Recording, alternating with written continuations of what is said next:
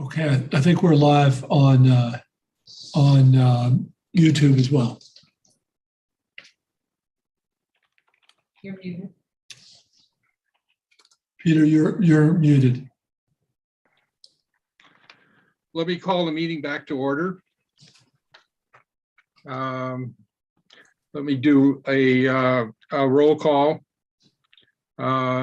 Trustee Griffin. Here. Trustee Zuniga. Did she come? Yeah. Her mic is. I think your mic is not working. I see you there, though.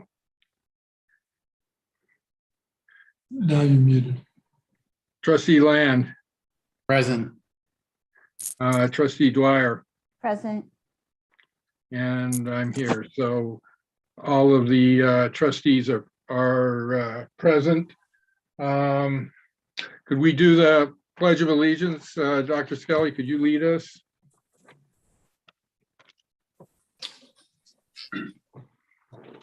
I pledge allegiance to the flag of the United States of America and to the republic for which it stands, one nation, under God, indivisible, with liberty and justice for all.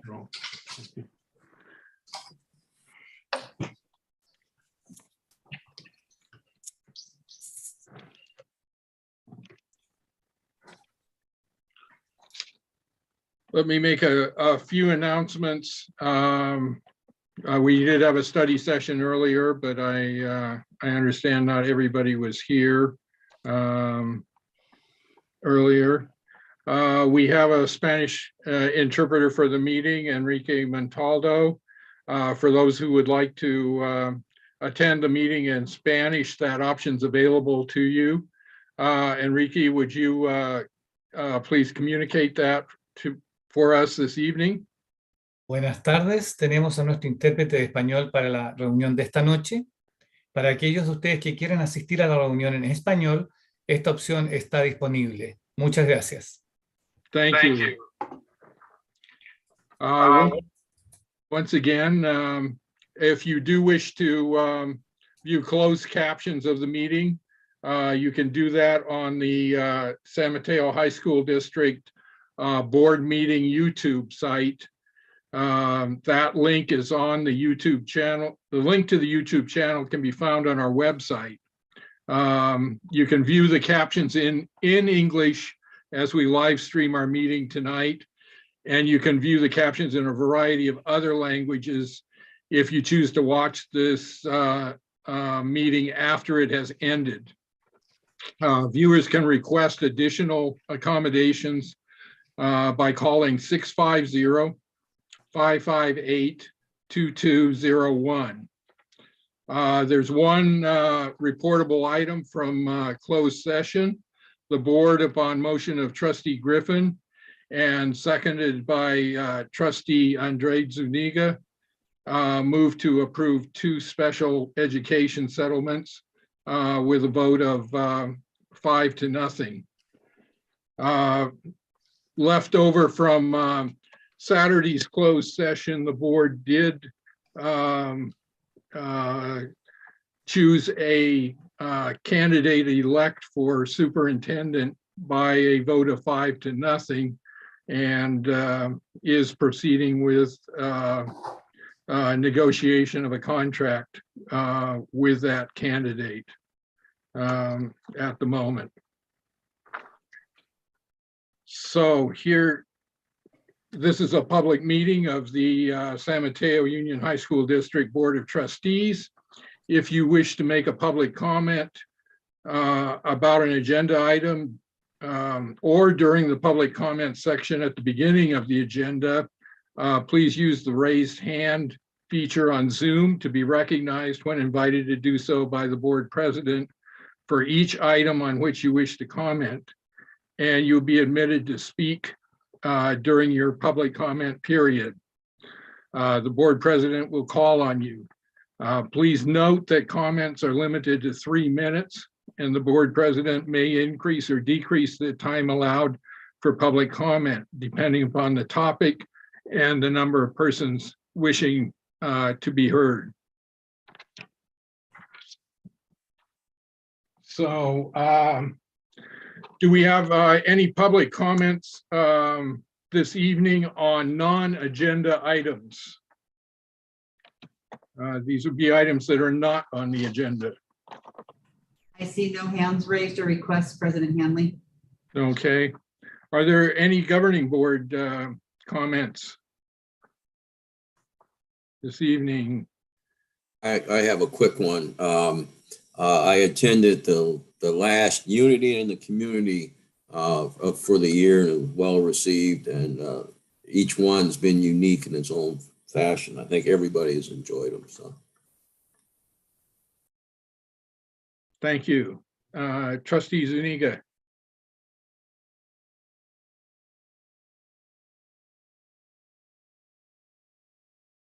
Your microphone is not working.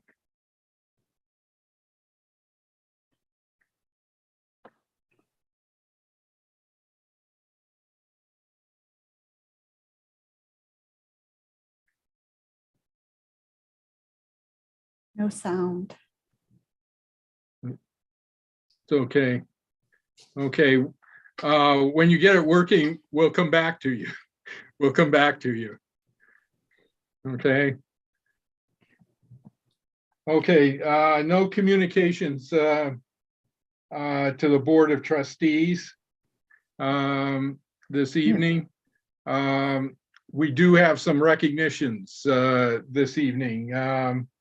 There's a proclamation recognizing June as LGBTQ plus Pride Month in the San Mateo Union High School District.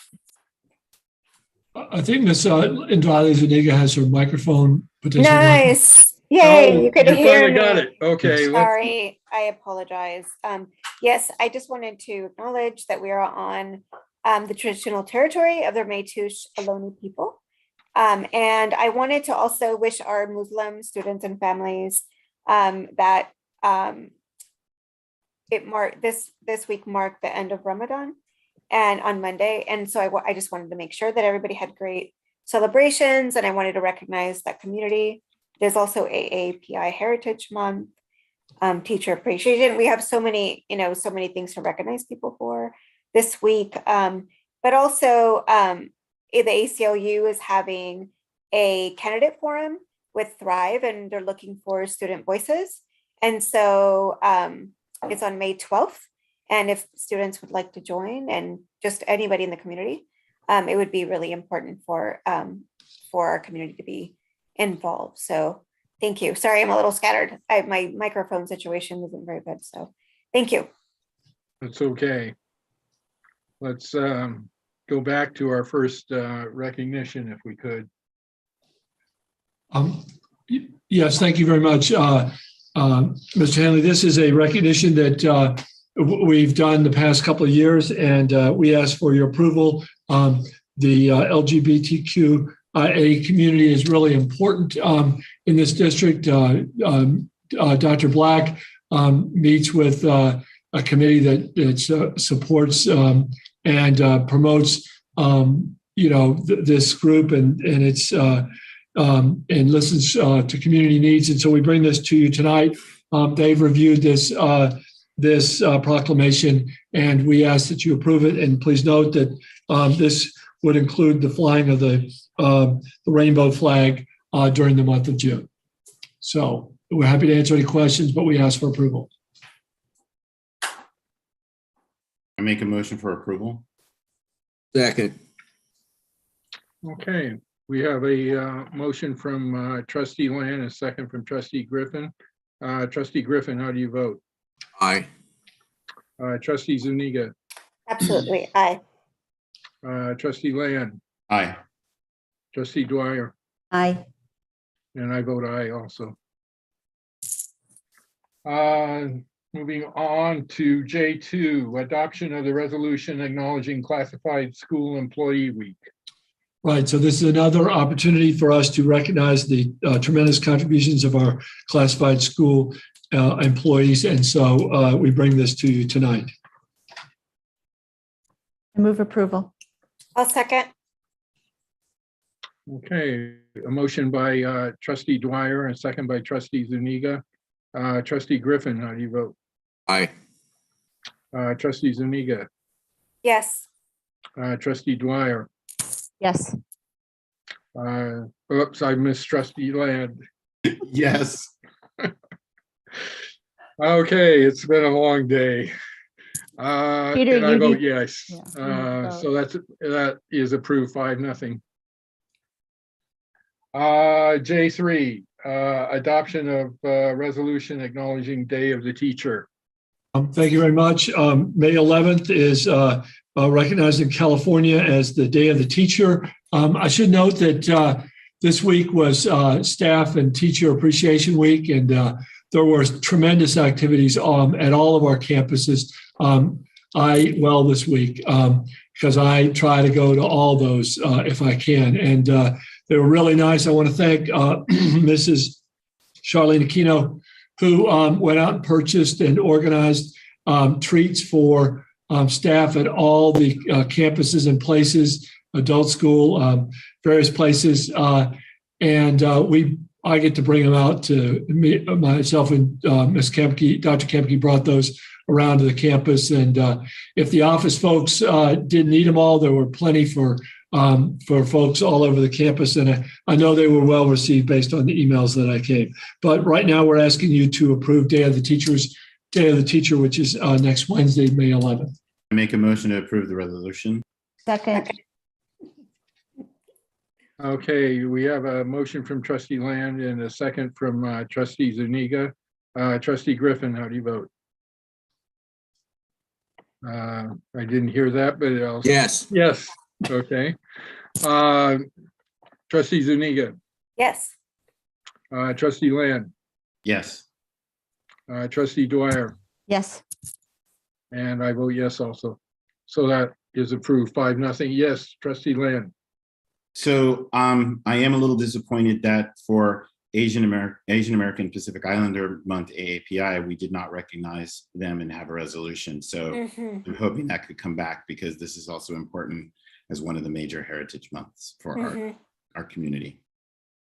We'll bring that to you next meeting. Okay. So I believe the next item is K, the consent agenda. Does anyone wish to pull anything from the consent agenda? I move approval. Second. Okay, a motion by trustee Dwyer, second by trustee Land. Trustee Griffin, Yes. trustee Zuniga, Yes. trustee Land, Yes. trustee Dwyer, Yes. and I vote yes also. So we are now at regular reports. Report of the superintendent. Thank you very much. This is, we are now entered the 100 days of May. We're working through them. I know the board is working very hard. I'm glad to hear that you have a finalist for the position of superintendent, and I look forward to working to make sure that the handoff is good. This work as superintendent is a relay race, and so I plan to do everything I can to make sure that it's a smooth handoff here. We are going to have a gathering on May 12th outside to recognize those folks who have retired this year, who are planning to retire at the end of this year, and we're inviting other folks who were previous years who perhaps we didn't get to vet properly because of the pandemic, and we're hoping to have a good turnout for that on the 12th. That's a Thursday, and board members, you're certainly invited to attend. One of the things that wasn't mentioned is that today is Cinco de Mayo. This is probably not certainly not the Independence Day, Mexican Independence Day, but it is a day that is enjoyed by everyone, and some elements of the Mexican heritage are celebrated, and we certainly want to, anytime you have a chance to celebrate, you should take it. I also want to mention that I've had a chance to attend Mateo Motion. A few weeks back, I got to sit in the Liz McManus and Linda Dwyer memorial seats in the Performing Arts Center. They're great seats there, and that's just a great event. And to have a chance to be there after so many years and see the kids, I'm so happy to have that event. Was really, really nice. I mentioned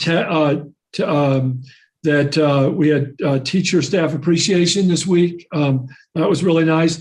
Tomorrow night or Saturday night, I'm going to be attending the Night Moves dance performance with some neighborhood folks. If any board members want to attend, I do have an extra ticket. You can let me know. That'll be a great event. I also attended yesterday the San Mateo High School music concert, and part of it was Star Wars themed because that was May 4th, and may the 4th be with you.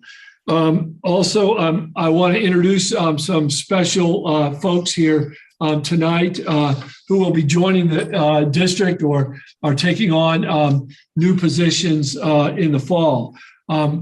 Tonight, joining us here is Mr. Gary Hong. Gary is presently an assistant principal at Mission High School. I think I have my facts right, in San Francisco. He comes highly recommended by his principal.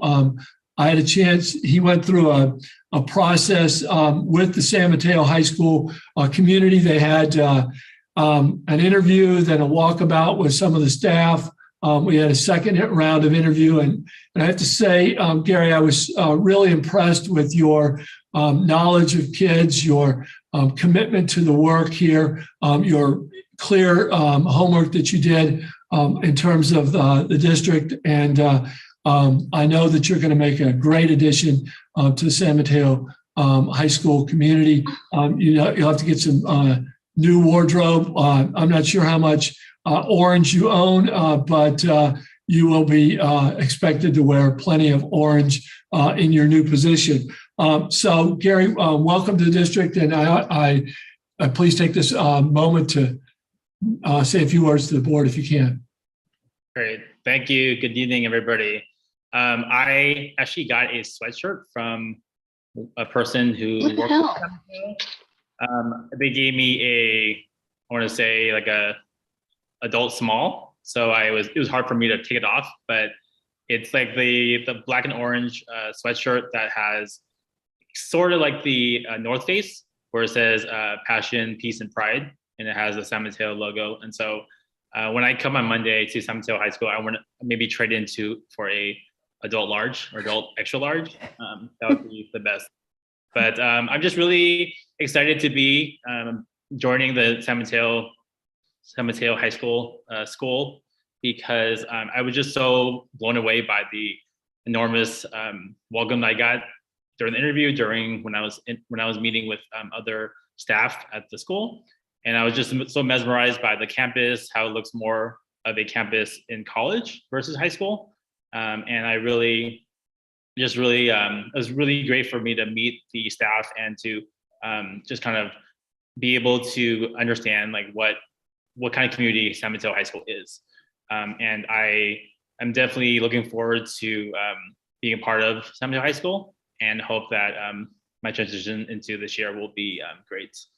I'm also a Giants fan, and so I think that I have no problem wearing the black and orange, but I'm really happy to be part of a great community like San Mateo.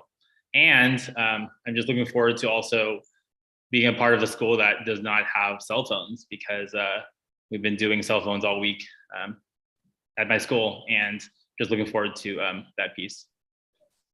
Yeah. Oh, so welcome, Gary. Next, I want to introduce the new principal at Cappuccino High School, Mr. Jose Gomez. those of you know, you all know Jose for his now, I think it's 7 years or 6 years of service as the assistant principal at Mills High School. The process of finding a principal is extensive and rigorous and thorough. Jose was interviewed by a group of Cappuccino stakeholders. Then he had a meeting with the cabinet, the district cabinet, and then he and I spent quite a bit of time at breakfast at the Millbrae Pancake House. And I've known Jose since he joined this district. I was delighted when he applied for the position. And as this process has gone on, I think every member of cabinet and superintendent's, cabinet, and then also the Cappuccino community who had a chance to get to know Jose through this process, continue to be impressed with the work that he's done, the contributions he's made to Mills, and then his personal story, and then what he can bring to this to Cappuccino High School. He is a graduate of Cappuccino High School. He left that school and then became a professional baseball player and participated in the farm league, never made it to majors, which is perhaps sad for him, but good for education and brings him here now. He was a special ed teacher for years and then became an administrator. His family continues to live in San Bruno, so he knows the community like the back of his hand. If you talk to almost anybody in San Bruno, if they don't know Jose, they know his family. His family came to San Bruno community from Mexico in the 1970s.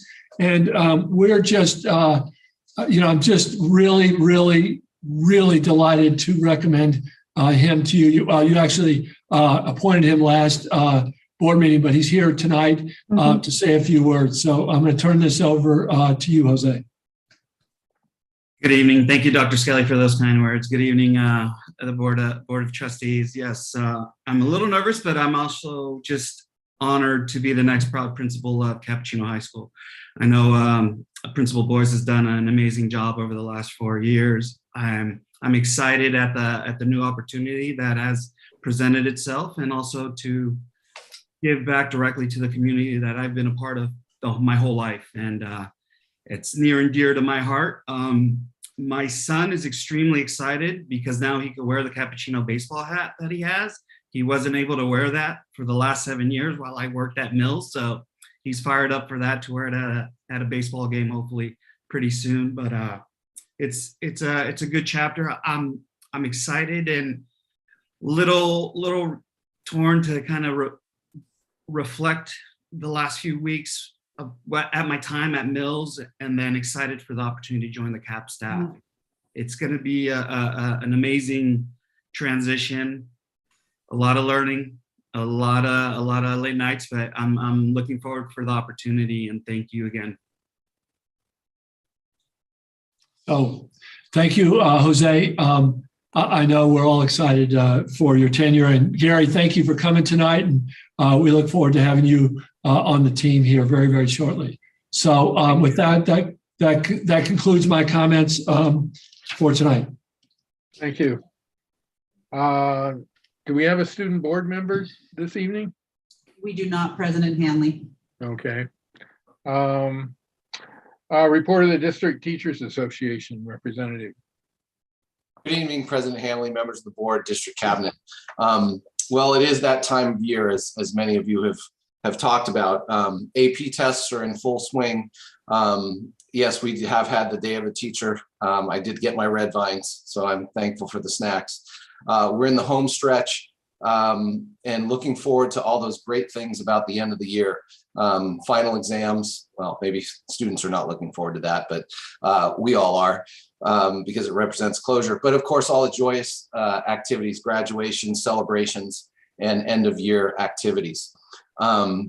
It's certainly something to celebrate, but I have to say that it is also an important time of transition. So I know that there are many positions that have been vacated and many positions that are open. And tonight specifically, I'd like to welcome Mr. Hong and Mr. Gomez, well, re-welcome Mr. Gomez to their new positions and look forward to working closely with them in the near future. Despite the joyous time of year and the happy time of year, I do have to state that I'm coming to you with two significant areas of frustration. First, I would be remiss if I didn't discuss the negotiations process. While we opened our process very cordially, and I shouldn't say that it has been very cordial and very professional. However, despite being closer on some issues, we are very far apart on others.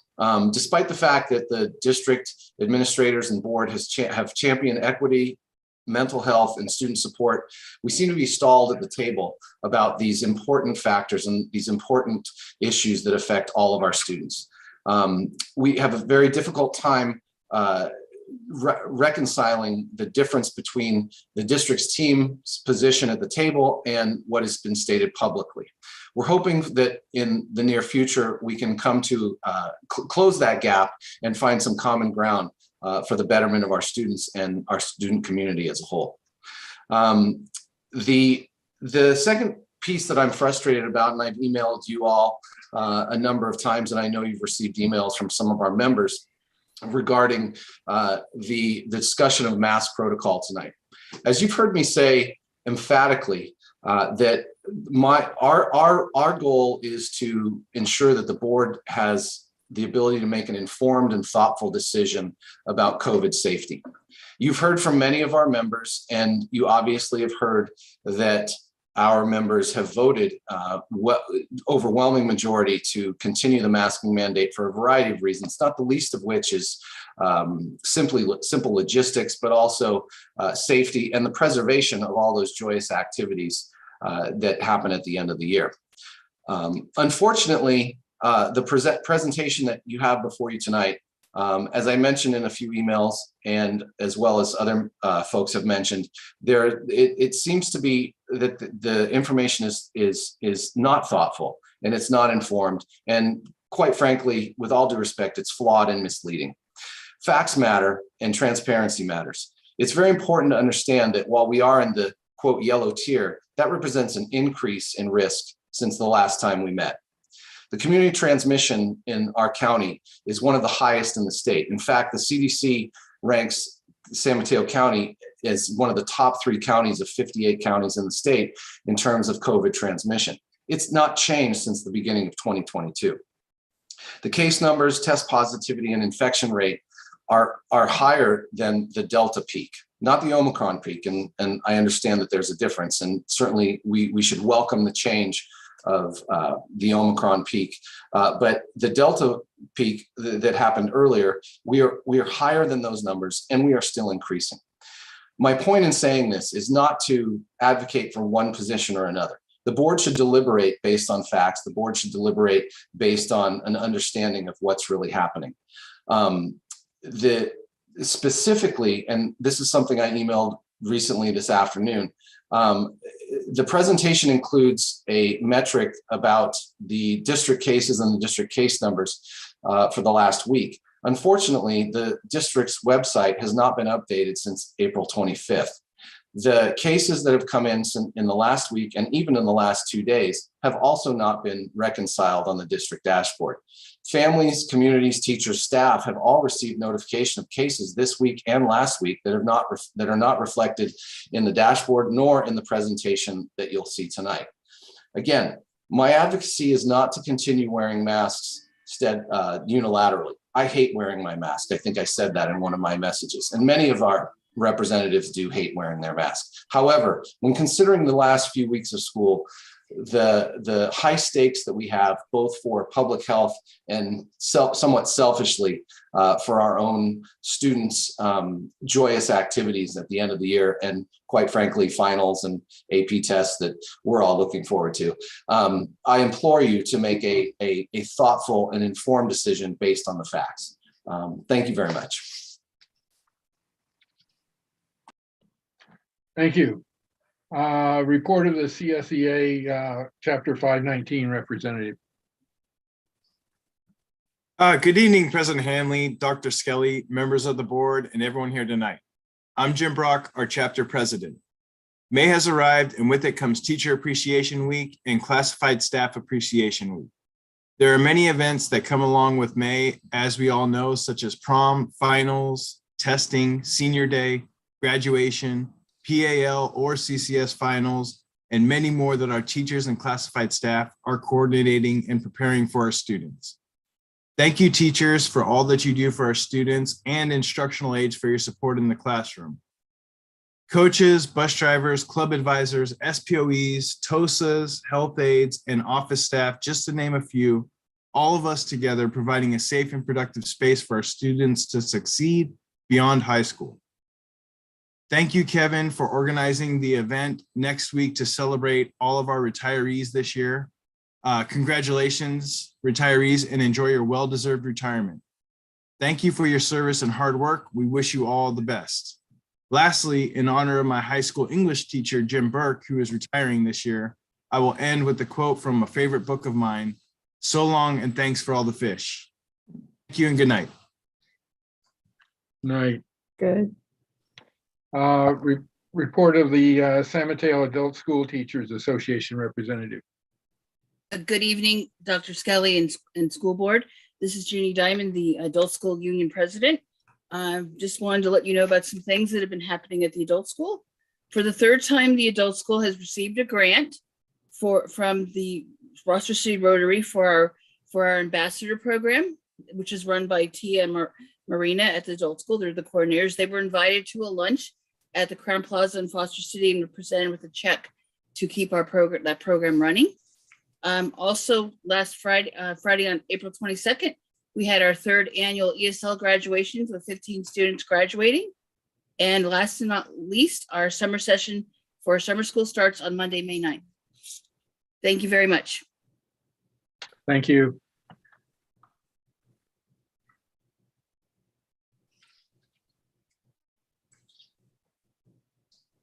So I think we are at section M, special reports and appearances.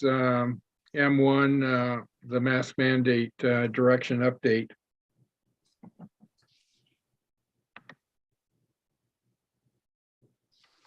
Okay, thank you very much. Okay, so if you remember back on April 6th, the California Department of Health announced updates to the COVID-19 public health guidance for K-12 schools in California.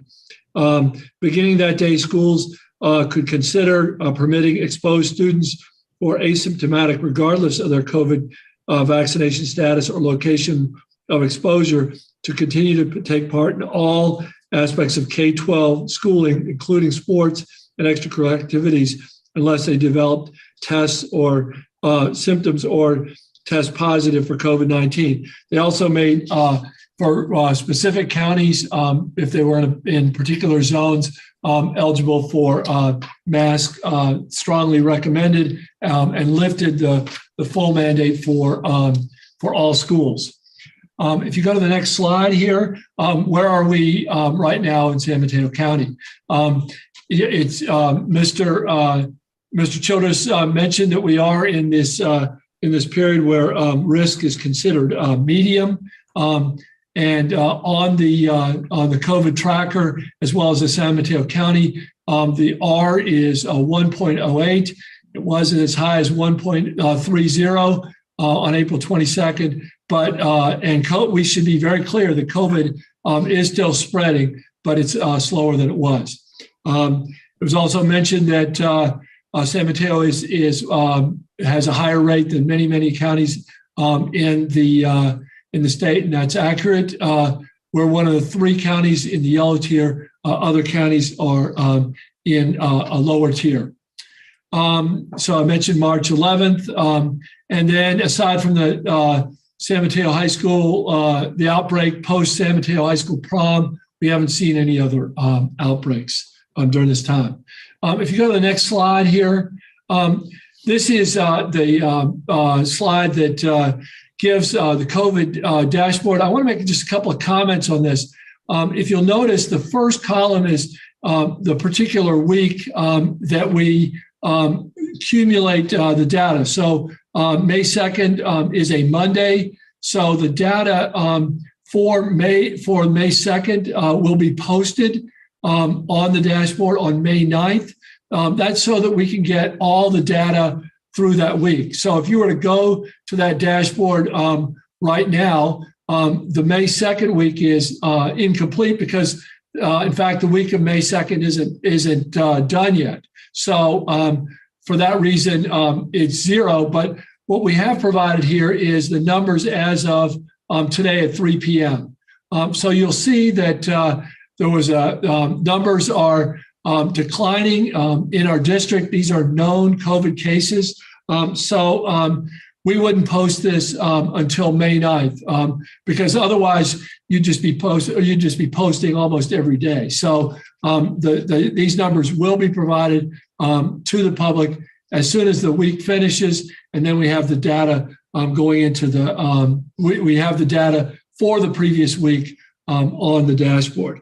I have to say that I continue to have conversations with folks all over the county as well as in other areas, and we have one of the most robust testing and tracing program in the county. I don't know of another one, and this allows us to have pretty darn good accuracy in terms of what COVID cases are. I should also say that, I meant to get this data, but I don't have it. This includes both students as well as staff, and we do have quite a few staff members who are also picking up COVID. We don't believe that those are happening in our school, but they are in outside activities being exposed and contracting COVID. The next slide, please. So what are we seeing? The district continues to see spread, but as I mentioned, we think these are household cases, not in classrooms. Anecdotally, we hear reports of some family member getting it and then transmitting it to a staff member, and then they're out. And I would also say that we're also seeing cases there were people who tested positive in the fall are testing positive again, but most of those report mild symptoms. We have not heard of symptoms that are putting folks in the hospital, but COVID certainly affects people in various ways and does lead to sickness. There's no question about it.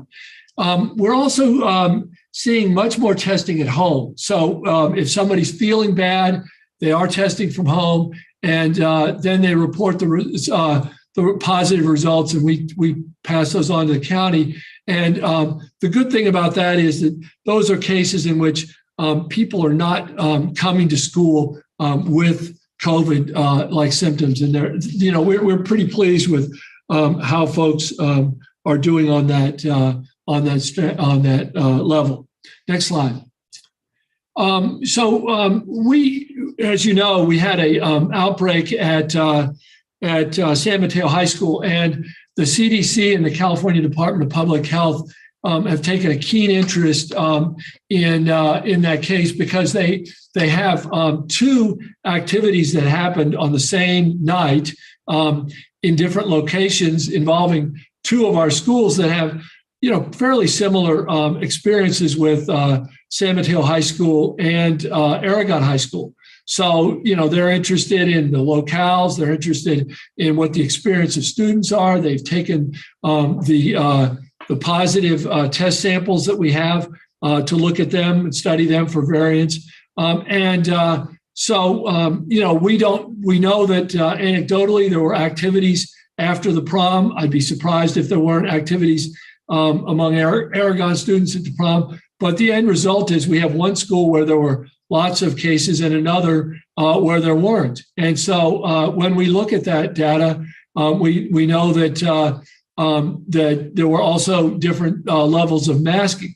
So it is prom season. Now we have and then we had the Hillsdale prom, in which we took some mitigations similar to what we're outlining for Mills's prom that happens tomorrow, and then the Cappuccino prom that happens on May 7th. So we're requiring masks indoors for prom attendees. We're requiring testing before students go to the tests. And then we're also using, unbelievably, dogs can detect COVID, and they're participating in our study and helping us there. And it seems to be, it doesn't seem to be causing any sort of trauma with our students. In fact, it's lowering the stress level for students who are worried about testing positive for COVID and then not being able to attend their event. The good thing about the CAP and Mills proms is that both of them take place in areas that have extensive outdoor spaces where students can remove masks. And that was certainly the case with Hillsdale's event last week as well. So we feel good about the opportunities that we have for students to be outdoors and enjoy the activity with or without masks in particular areas. So let's go to where we are in terms of staff recommendation. And I have to say that, this is a recommendation that, these are not, I don't want to give a full-throated recommendation here where there are not, they're not, how would I say, reasons to make a decision otherwise. This is not a no-brainer or a slam dunk or anything like that. So what you're going to hear here is what I think is a well thought out, well reasoned recommendation here, but certainly there are arguments, and people have made them and sent them to you that argue, for the other side. But it is my thought, and it's our recommendation that the district should align itself to masks being strongly recommended indoors and not have a full recommendation. We certainly recommend that following this for summer school and the 22-23 year, that that the board connects with and follows the guidelines set forth by the state and county. Why do I say that? I think that this, as the board knows, has been a regular feature of board meetings at this time. And, for good reasons and careful thought, the board decided at its April 10th meeting not to follow the county guidelines and went to and continued the mask mandate. But what that has done is that it's meant that staff on a regular basis are coming to board meetings like this and having discussions outside of that. I think, the question, at least to me, is not if you start following the guidelines set forth by the county, but when you do that, because I don't think that over time it's a good use of staff time or, frankly, a new superintendent who comes in to have these discussions at every board meeting. And so where should the board turn to for expertise on this? I think you should go to the state and county as we move forward. That's what other districts have done, and I think it's limited the conversation, and it's allowed staff to go to devote time for other pieces. We also recommend retiring board policy 6145.1, which requires weekly testing of unvaccinated students participating in athletics or extracurricular activities outside of the school day. The accumulation of student vaccination records, whether they've been updated, making sure that every student does this, defining what an extracurricular activity or event is a tremendous stretch on our health staff. And so this policy, I think has served a purpose, but now I think it's time to devote resources to other places. So if you go to the next slide, why do we make these recommendations? I mentioned aligning to the State Department of the County of San Mateo and the guidance of the California Department of Public Health.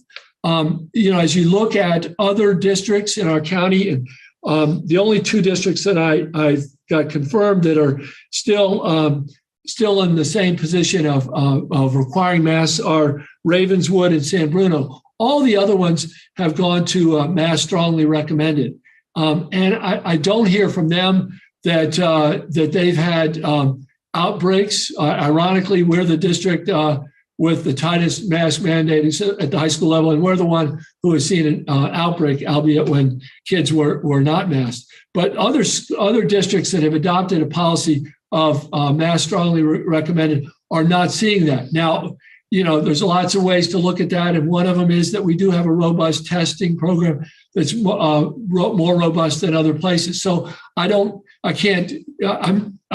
just a superintendent. I'm not an expert on these things, but I don't think you can draw a conclusion that removing the masks at those schools has caused a increase in their case numbers. We believe that students, staff, and visitors will be respectful in classroom settings to teacher direction if requests are made for masking by students or by staff. We have no reason to believe that there would be any case of mass bullying or anything like that.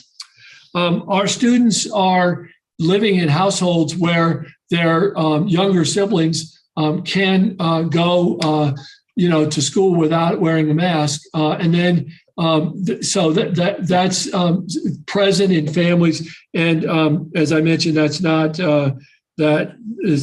present right now. I recognize that health folks are not united on this issue.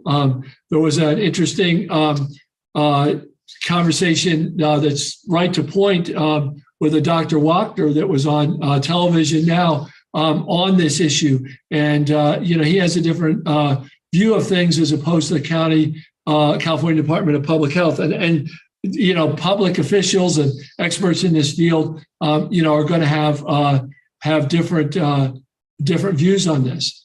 I believe that the district needs some period of time without a mask mandate to prepare for this reality before next school year and the summer.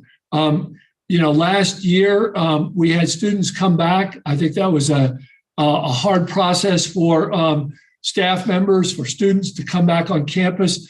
Yet that served us really well when school started again in the fall. And I spoke about this at the last meeting. I think that this is an important step that if the board does decide to keep masks on for the rest of the school year, it's really important that, at least in my opinion, that the board, for this reason as well, moves away from a mask mandate or doesn't connect itself with the California Department of Health if, in fact, that recommendation stays that schools should be, or masks should be strongly recommended as opposed to required. And the State Department of Public Health does have a mechanism to have schools go back to putting on those masks, but connecting yourself to that recommendation, whether it's on Monday or soon, I think it has real benefits.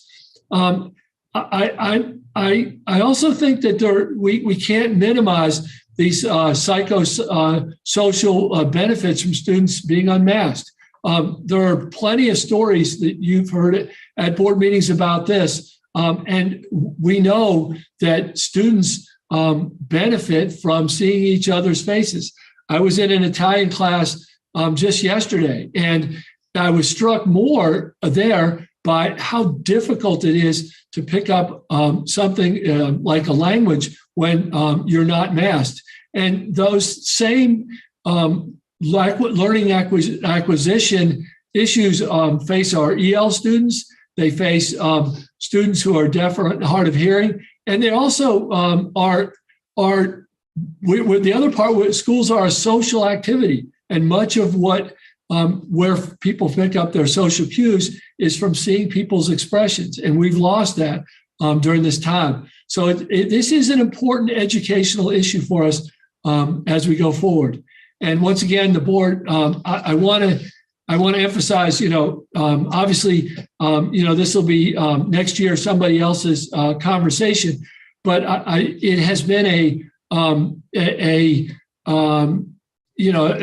issue to deal with all year as superintendent on this mask, particularly since March. And COVID and mask mandates and discussions about that remind me of the expression that being in leadership positions is the process of losing friends and accumulating enemies. And when we bring this to the board on a regular basis, or when we don't have some certainty around these, and we put this in the hands of you and frankly the superintendent, it puts us in a position that takes time and also has, I think, damage to the opportunities that we have to have every discussion. So as I mentioned to start, this is a recommendation. I feel like it's well thought out. But there's certainly reasons and rationale to go a different way. And the board has taken recommendations on this topic, and they've done other things, and the world has gone on, and there'll be the same thing true tonight. So with that, I think I'll turn it back over to you, Mr. Hanley. Okay, thank you. Are there any clarifying questions that the board has before we do public comments? Mr. Land. So as part of the recommendation, are you recommending that at the proms they have their masks on indoors? Well, so I think that the reason I said May 9th is because that will put you, the campuses at CAP and not CAP, Mills, Mills and CAP have already planned their senior balls. Kids have made decisions based on the parameters that we gave that night. We've already done a whole bunch of things, and so the only prom that's after this is the Burlingame High School one. That's held right before that's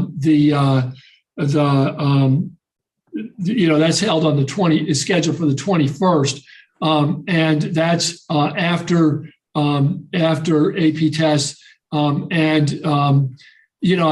think that's a different discussion that I'd like to have once you finish this topic right here. Okay. Okay. Let me see. Why don't we take public comments, and then we can have a discussion on the board.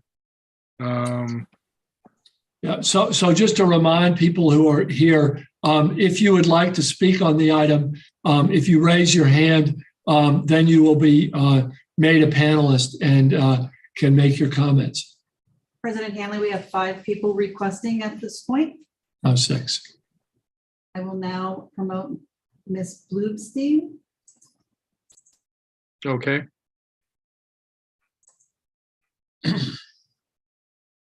Okay, you have 3 minutes. Hi, can you hear me? Yes, please go ahead. Right, thank you. Good evening. My name is Ms. PB, and I'm actually going to read on behalf of my colleague, Jenny Coy. Thank you for your service and for taking the time to consider my perspective. I, Jenny Coy, am a Spanish teacher at Hillsdale High School and have worked in this district for 19 years. I come to you to beg that you keep the mask mandate to protect our most fragile students, staff, and community members. As you may remember, in 2020, I spoke to you about the death of my aunt. She died of COVID April 7th, 2020, in a nursing home with only healthcare workers by her side. My cousins and her partner had to say their goodbyes by phone. Though the situation has improved for our most fragile elders, it's still very difficult. 3 weeks ago, my mother's oncologist gave us the sad news that there were no more treatments to offer my mom and that we needed to find a place for her end-of-life care. My husband and I moved my mom into an insanely expensive home because it was the only one that allowed us to visit her anytime. Then I started getting the text notifications about COVID in the facility. Then I saw the stanchions blocking off the red zone with the COVID patients. Then I saw stanchions slowly work their way toward my mom's room. Then they told me I had to put on a face shield and plastic gown while I tried to comfort my mom, asked her if she needed morphine, pleaded with her to understand that she couldn't safely be brought to the bathroom. The next day, the day she died, was one of the worst of my life. I got a call from the nursing home telling me my mom's oxygen levels were very low and I needed to come quickly. When we got there, we were stopped at my mother's door. I could hear the death gurgle in my mom's breathing as they told me I couldn't go in because she had tested positive for COVID. They told us they had to move her to a COVID wing and that we should leave and come back in an hour. 30 minutes later, I got the call that she had died with only the company of healthcare workers, just like my Aunt Susan. Instead of being at her side, reminding her of how much I love her, she was alone. Instead of feeling the warm, loving body of my mother as she passed, I wailed in the middle of a public space for the death of my mom. I know our mission is to serve mainly healthy teens, and I know it is unfair that our students have to go through high school in a pandemic, but we are part of a community that includes the elderly, the immunocompromised, the sick, and the disabled. Please keep the mask mandate for the kids who live with fragile family. Keep the mask mandate for the sick and disabled students who have to stay home during spikes in COVID. Keep the mask mandate for the students who missed weeks of quality instruction and support when their teachers or counselors got COVID and had to stay home.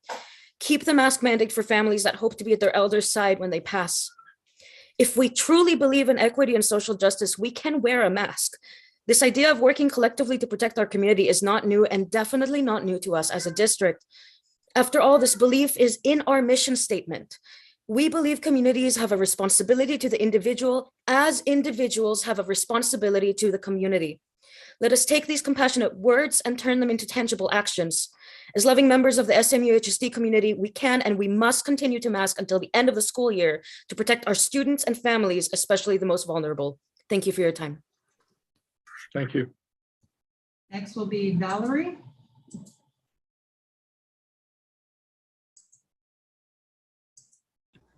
Hi, can you hear me? Yes, go ahead. You have 3 minutes. Okay. I would like to start out by acknowledging what was previously said, and I think Ms. PB made excellent points on behalf of her friend and colleague, and it's just a terrible thing to hear. I'm a 2020 Aragon High School graduate. I had to graduate online without my friends and family there to see me. I watched a picture of myself pop up on screen for about 5 seconds before the next graduates. I was disappointed to not be able to graduate in the traditional way, but I understood the reason behind it, and I am proud to say that I was able to protect others and myself by staying home. Now that in-person graduation is taking place again, I'm excited for my class of 2022 friends to have that experience. If masks are made optional, however, there is a high chance that students will get sick and they alone will have to isolate and miss their graduation. Though I had to virtually graduate, I knew my friends and I were all in the same boat at least. If a student gets sick this year because someone else isn't wearing their mask, they will miss out on graduations, parties, and the last moments they are able to bond with their friends before they go off to college. I couldn't imagine that. Of course, there are many reasons to keep masks required, like preventing meaningless deaths and sicknesses, but I thought this reason might help the anti-maskers put themselves in their students' shoes and imagine them not getting that celebration and that memory. This is the final stretch of school. Let's help preserve some lives and memories by keeping the mask requirements in place. Thank you. Thank you. Next, Christine Chambers.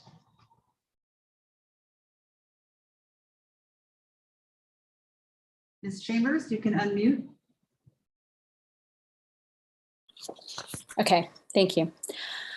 Thank you for making the decision to keep the masks on at your last meeting. As the governing school board, you are in charge of gathering information and evaluating data to make decisions that create the most equitable situation for everyone in our community. Please continue to keep the masks on. I have no choice but to send my child to school as stated by the laws of California. I don't want my child getting sick, and I don't want to get sick either. School should be as safe as possible, especially if my child is required to attend. If my child gets sick because COVID positive students are allowed to attend unmasked, making her mask less effective, she will lose valuable school time and possibly miss her final exams. Her chemistry teacher already informed the class that if they miss their final, their grade will drop at least a whole letter grade, or they will have an incomplete until 6 weeks into the fall semester. Either way, this is not acceptable. This teacher wisely informed the students to double up on their masks and to not catch COVID. And if my daughter does get sick from unmasked students, I can't adequately isolate her here and will likely get sick myself. As a widow and solo parent, I don't have other help here and would not be able to drive my child to school, and I do not want her to take the bus as public transportation and masks are now not required. If I get sick or exposed, I will lose income as I am a contractor and I do not get paid sick leave and cannot work from home. And I'm immunocompromised and at risk of severe illness. We don't all have the same situations in our lives or in our homes, and we don't all have a cavalier attitude about COVID. I have attended or watched recordings of all of the school board meetings since the beginning of this school year. I am shocked by some of the comments some people of our community have made during these meetings. When did we stop caring about each other and insist that we have a right to do as we please? And since when do we pressure the school board to adopt our personal values of only being concerned about ourselves and make policies reflecting that point of view? When my older child graduated online in 2020, and attended high school, campaigns have been established against bullying and in favor of mental health awareness. If I report an absence online today, the form still asks if it is due to bullying or a mental health concern, and if I need support. My second child started school in high school in person during the pandemic, and Black Lives Matter, Stop Asian Hate, LGBTQ rights, and wearing a mask to protect others have all become political statements rather than humanitarian efforts and concern and consideration. This is wrong. Just as we move toward promoting campaigns against bullying and encouraging more awareness and support of mental health, we have to continue to care about other people. Wearing a mask is simple. We need to teach people how to think and feel about things, and this starts with the school board. We also need to mandate the vaccine, like the 10 other school vaccines that have saved so many lives. Polio was a new vaccine at one time, but people got the vaccine and then less people died. We don't need the state to demand we require the vaccine. We can and should require it regardless. The last thing I want to say is, the New York Times reports that 89% of people in San Mateo County age 5 and up are vaccinated. That means 89% of the people in our community will support you in the decision to mandate the vaccine this fall. Only 11% are putting off getting their vaccine. And while they may be You vocal could and say wrap mean up, please. things, You're over your time. yes, and while they may say mean things, you do not need to fear disagreement from 11%. Thank you. Wendy Mendoza. Hi, I wanted to comment on the masks. We have 2 months of data now from high schools and schools across the country that show that making masks optional was not a problem at the schools. San Mateo County is one of only 10 districts in the entire United States that still requires masks. All the others are mask optional. And we haven't seen an increase in cases at school districts around the country. I don't imagine we would see one in San Mateo County, especially since people can continue to mask if they want to. And I think for the end of the school year, for the last 2 weeks of school, there are kids who have never seen their classmates. There are seniors who have no idea what their teachers look like. They've never seen them. They don't know who they are.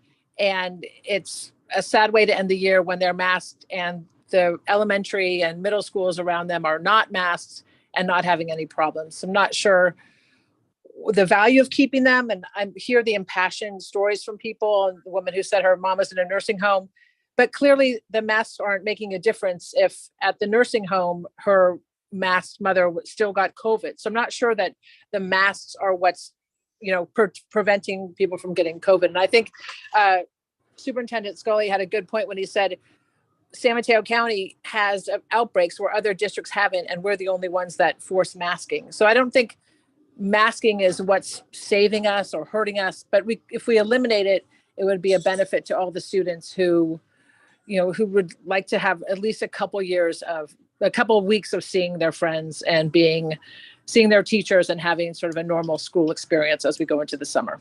Thank you. Thank you. Mills Headley. Superintendent Skelly, Board President Hanley, and San Mateo Union High School board members. Thank you for taking the time to again consider this very serious matter of reaffirming San Mateo Union High School District's mask mandate to reduce the spread of COVID in students, staff, and our community. I hope Trustee Land had a good and safe trip to Disneyland. Last time we heard he was driving away. I also want to congratulate Principal Gomez and let people know how much he will be missed at Mills High School and how lucky the Cappuccino community is. As I've said in previous opportunities to speak, I'm a Mills parent and a Mills teacher. In the 2 weeks since I last spoke, the Mills production of Footloose wrapped. With diligent testing and masking, they were able to rehearse and perform maskless with only one positive case among the entire cast. Masks work. They aren't onerous. They represent care. They represent appreciation. We have 15 school days remaining. Not that anybody's counting. In those 15 days, Mills has 1 prom, 5 days of AP testing, 2 baseball games, 4 softball games, 1 VAPA concert, and I'm emceeing. You're all welcome to attend. It should be a good show. There's CCS for track and field, the Latina Mentor Program's year-ending La Fiesta, the Filipino American Alliance's potluck, the class of 2022's graduation, and more. According to the data site linked to our county COVID dashboard, we are still described as having an R above 1 and shows a consistent trend of rising numbers in reported cases, as do our neighboring counties. This matches my anecdotal observations of students' attendance in my class. In reference to the report on cases, if cases are being transferred in homes and not in schools, isn't this yet another endorsement for masks at schools? The choice of compassion and empathy is clear. As we read about a big outbreak at Los Gatos High School of 65 plus students and 9 staff members, and after making the national news ourselves, why are we wondering what to do? The mask mandate should remain through the end of the year for the sake of our students, our staff, and our community. Thank you very much. Thank you.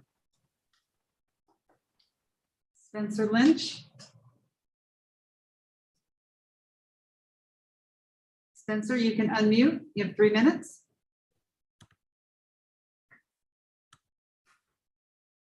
Hello, members of the board and Superintendent Skelly. My name is Spencer Lynch, and I am currently a junior at Cappuccino High School. I want to make myself clear that if the mask mandate was dropped in the district, it could have dire consequences. Masks have been proven time and again to reduce the spread of COVID-19. 2 weeks ago in our district, we faced a large surge after San Mateo High School's prom. While cases have dropped off since then, if we were trying to drop the mask mandate, the same thing could happen district-wide. Because we saw this at San Mateo High School, without masks, COVID can spread at an incredible rate. Just because cases have fallen does not mean that this would not happen again. Cases have fallen because students have been wearing masks in schools, and I've seen examples of how well masks have worked in schools at multiple points during the year, where I've been exposed to COVID in our classrooms, but have not contracted COVID. But if the new guidance was to be implemented, COVID cases could spread within the school. The district has even acknowledged how effective the mask mandate is by requiring masks indoor at proms. If masks were to be removed or become strongly recommended, COVID spread could occur way more broadly. The strongly recommended phrasing is also a bit convoluted, as many people seem to think it is masks optional. The district has even made the same mistake tonight as in one of the slides presented earlier by Mr. Skelly. On slide 7, it said there are psychological benefits to our students from being unmasked during a time of psychological struggle, which gives the implication that masks are optional. This close to the end of the year, we shouldn't really roll the dice with this. as it could create a huge amount of COVID spread and added stress on students, especially this close to finals. If a student was to miss a final, especially if they are a senior, the impact could be huge and may derail their future plans. I beg you to take these points into consideration. Thank you for your time. Thank you for your remarks. Heidi Stroessner Johnson.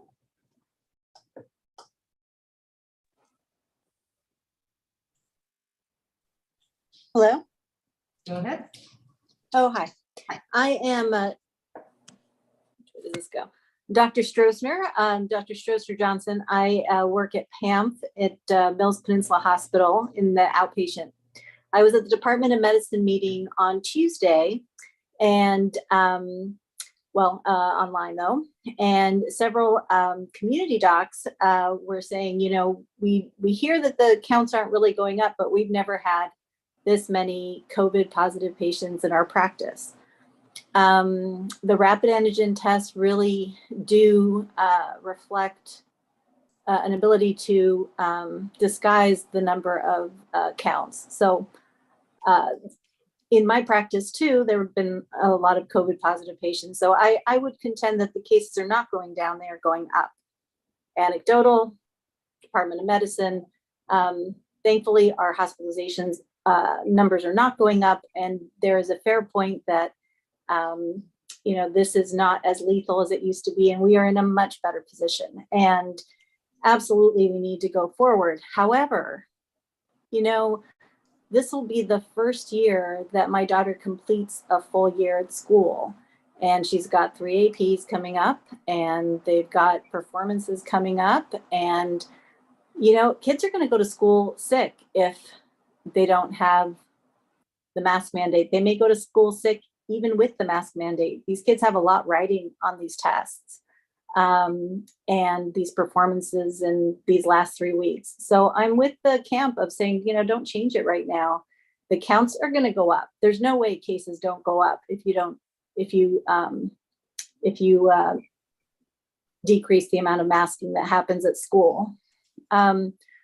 To Superintendent Skelly's point of, you know, changing the rules now instead of at the beginning of the next year, that doesn't make actually a lot of sense to me. I'd say keep it consistent for the students.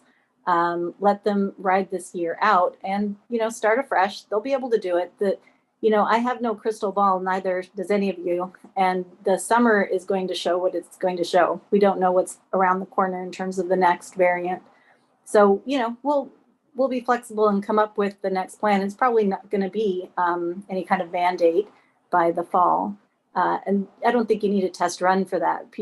We're all living with that in the community. So I think that's about it. Actually, I'd like to just say I've been so impressed by how the board's been handling all of the medical information. I have not listened to every single one of these meetings, but especially from the start. Well done. Thank you. Thank you for your comments. That is all the public comment requests at this time, President Hanley. Okay, I'm going to close the public comments on this agenda item then, and begin the board discussion.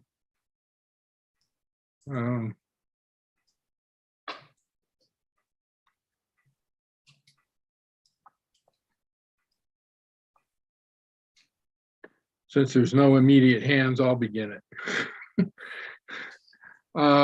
This is a really tough issue for me anyway. One of the toughest ones I've dealt with in many years. I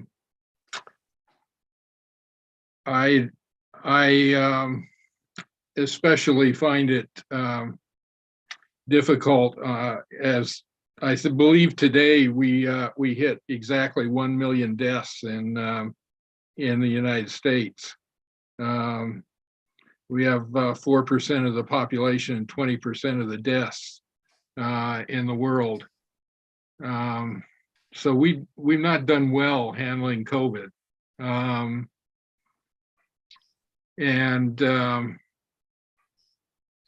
I'm somewhat torn by this because I've been a strong advocate for keeping masks in place. But I also think we do need to align at some point with where the rest of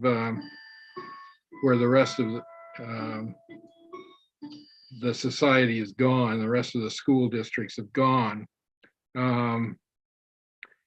I do have a problem with removing the policy on unvaccinated students. I can't support that.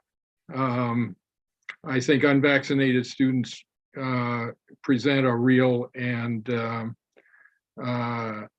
serious danger to the school district and to the members of the staff, to the other students. And I think we need to monitor unvaccinated students. I think it's only a matter of time before unvaccinated students are infected. And I can't support removing that policy that the board adopted in terms of extracurricular activities. But I think from my standpoint, I would be ready to support the first two recommendations that Dr. Skelly has made in terms of removing the mask mandate. But I want to really emphasize that strongly recommend is not mask optional. Strongly recommend means people ought to be wearing masks. They ought to be wearing masks. That's what strongly recommend means. You know, people need to be respectful of you know, the situations that they're in. I mean, I'm certainly wearing a mask wherever I'm around people, where I'm around a number of people where I can't be spaced apart from them, where I'm in a close quarter environment. You know, I don't wear a mask when I'm outside. You know, if I'm in a huge space with huge ceilings, maybe I don't wear a mask all the time. But and if I don't have to be close to other people within that space, but you know, I think you have to be careful. I get emails from people that say COVID is just no more than a cold. There's just simply no evidence. There's absolutely no evidence that COVID is no more than a cold.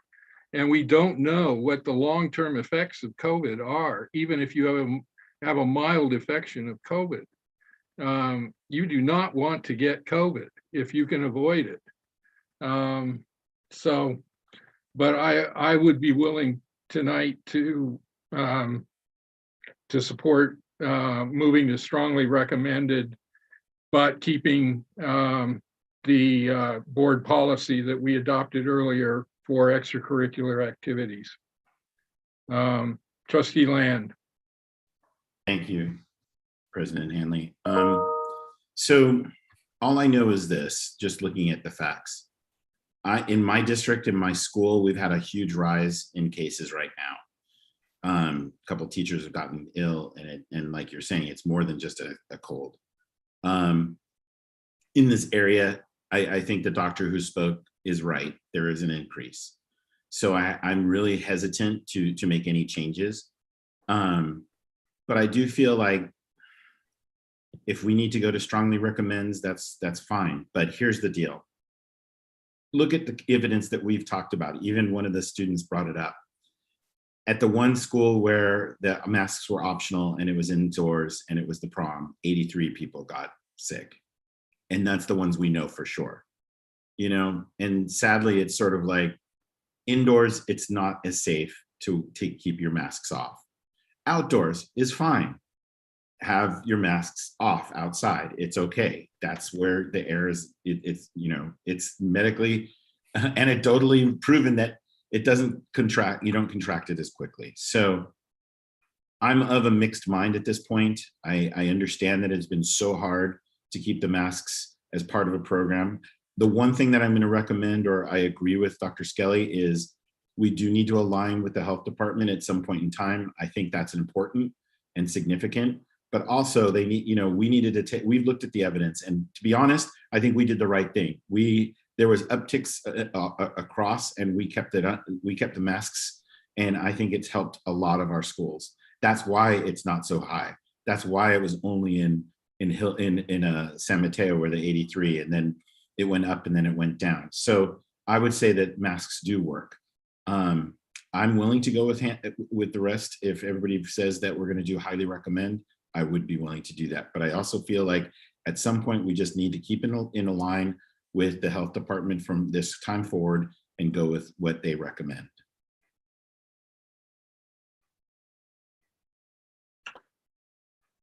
Trustee Griffin.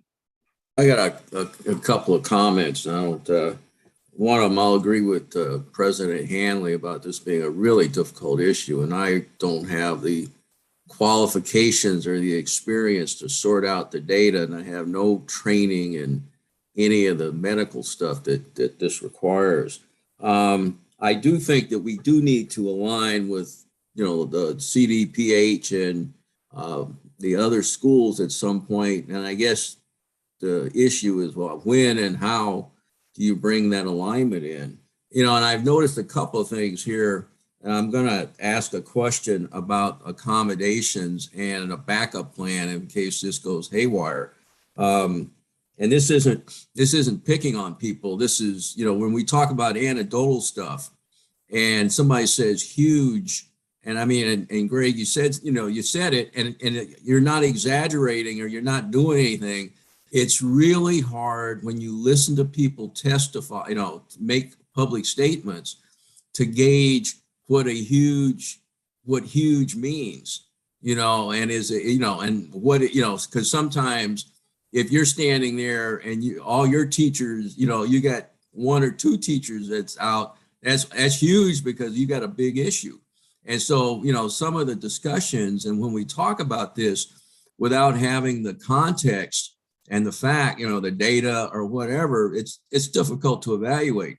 Because I thought like the R value meant the spread was slowing down.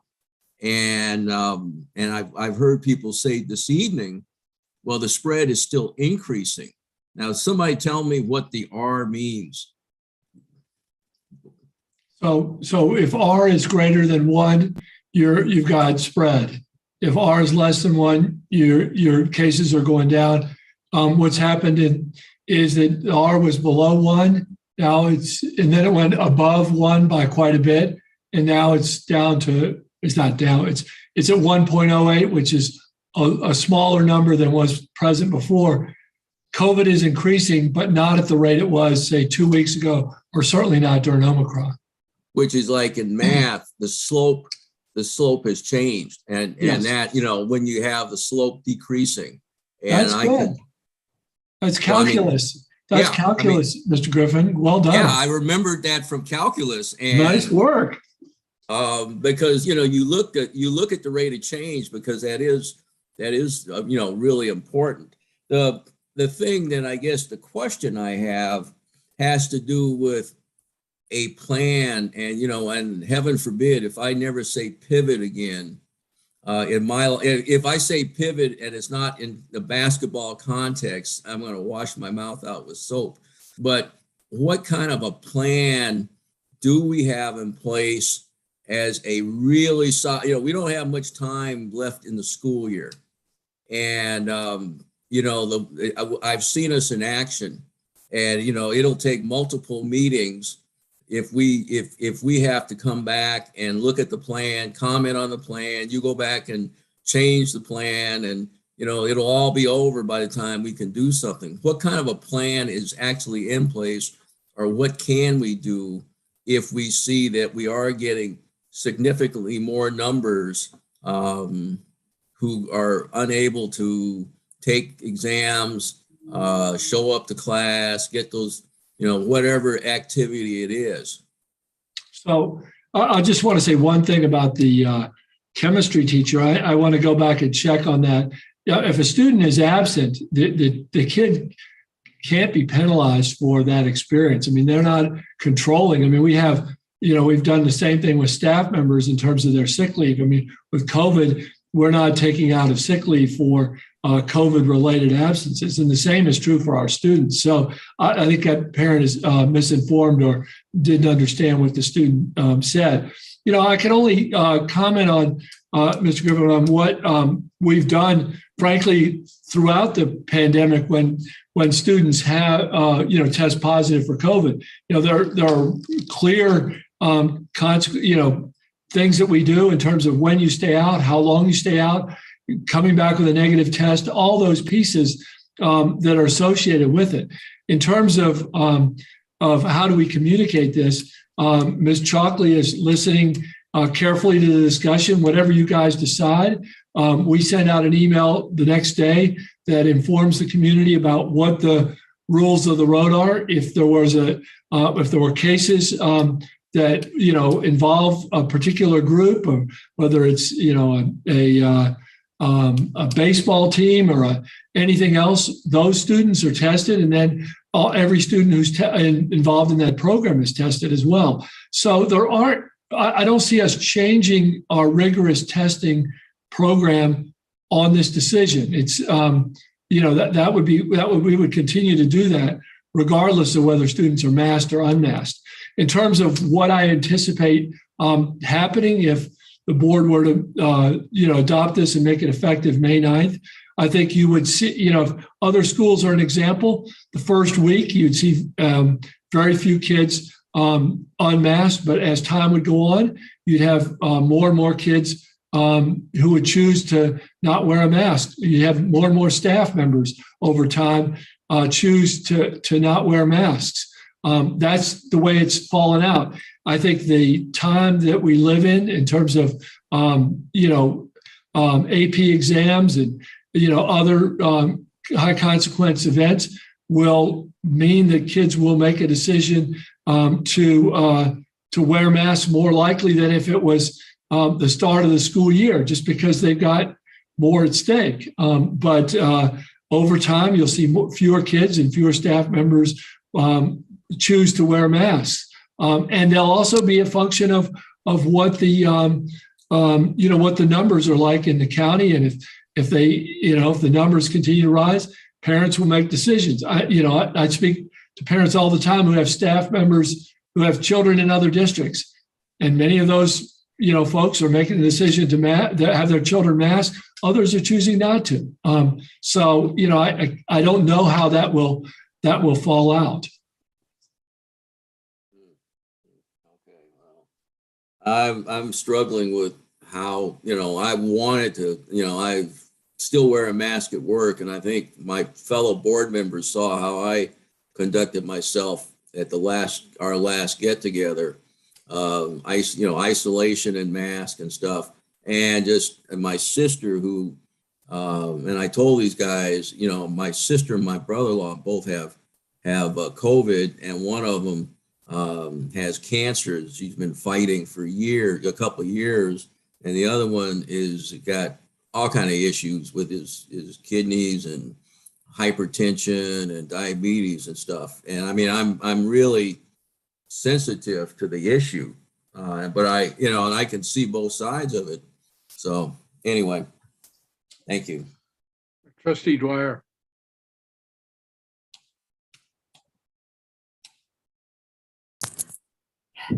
Okay, so I have a question for Dr. Skelly. If we go with the mask, if we change and we go to this new highly recommended mask, do we have enough N95s to give every child every day who wants it when they walk in the door? We have that now. And do we have the ability do teachers have the ability to seat students so that students are, if they want to be unmasked, they don't have to sit next to the kids who are masked? I mean, I see all these complications that concern me, because we don't want to create the unmasked versus the masked. We want if in fact this goes forward, every student has to recognize that the decision that recognize and honor everyone else's decision, and not be, why do you have a mask on? That sort of thing. I am very concerned because we have AP tests, we have graduation, we have all these events at the end of the school year, and play, and all these things still going on, prom coming up, at least one. And we just have a few weeks. So we're going to make this change with just a few weeks to go, but these few weeks are just laden with events. And the events, if we change our position now, will increase exposure for a lot of people. It could increase exposure. So that could increase more positive. And then we have unvaccinated kids who, if we don't test them, I was going to ask about the rate of their positivity, because of, are we separating the unmasked from the masked when we do the testing, so we can see if the unvaccinated kids are getting it? Have we been collecting? I didn't see that. We did some of that early on. I haven't seen any data lately that divides out. And then, there's booster issues, and, we haven't asked all that. There's double booster issues. So, we don't have, I need to have Ms. Devaney take a look at that. And I guess another question, could teachers require masks in their classrooms? I mean, I think that if a teacher asks students in their class, knowing our students, then the students would do what the teacher says. That's been our history, throughout this pandemic. When students are asked to do something by an authority figure, whether it's the principal or the teacher or the board or, the organization, kids have done what they asked. So, can I promise that every student would do that? I can't. But do I think that when I look at our kids, they will do what they are told? If the board decides that masks are required for the next 2 weeks, there will be grumbling from some students. There will be, happiness from others. But in general, students will accept whatever decision the board makes. Okay. I think there's just, I understand the reason that we would change, but I'm just thinking about the consequences, what it will mean day to day for the people. I'm not a teacher, and I don't have a student in the school any longer. So I'm sitting here thinking, if my student was going to school and the kids around him or her were not wearing their masks, how would I feel about it? And how do I feel for the kid who goes home and their grandmother's living with them, and now they're around a bunch of kids who aren't wearing masks, and they feel that kind of peer thing where I'm not going to either, and and unfortunately they bring it home. Those sorts of considerations. There's so many things, and teachers, I think about the teachers. They're seeing all these students every day, and we're changing the risk for them. We're changing everyone's risk. And I know that a lot of schools have done it, and there hasn't been much in the papers about, the positivity rates at all these different places.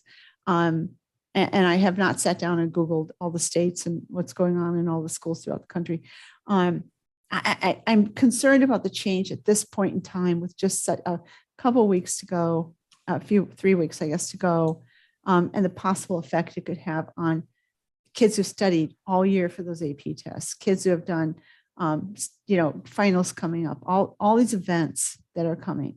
If someone misses their graduation because of this, I hate to see this kind of stuff happen.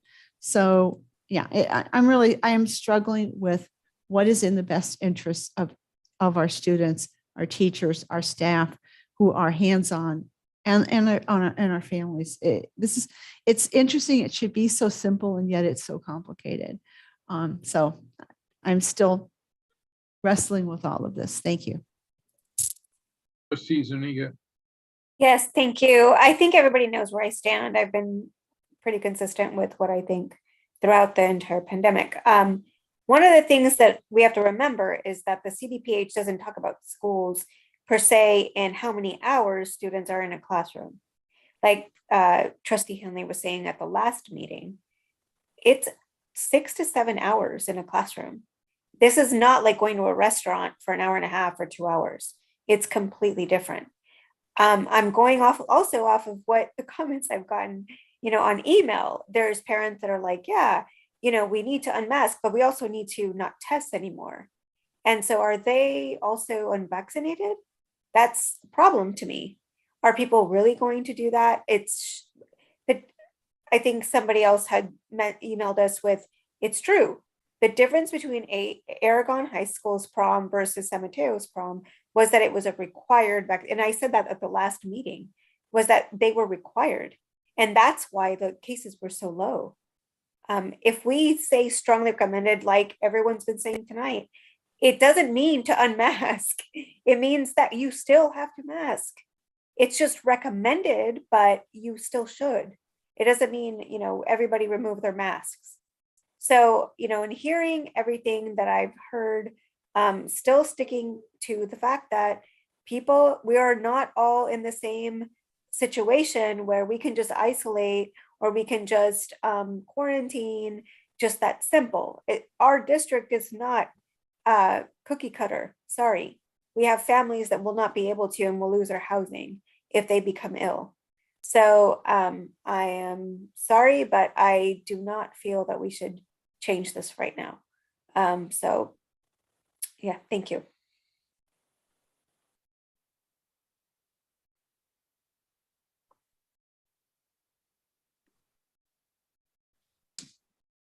So I'm not sure where that leaves us.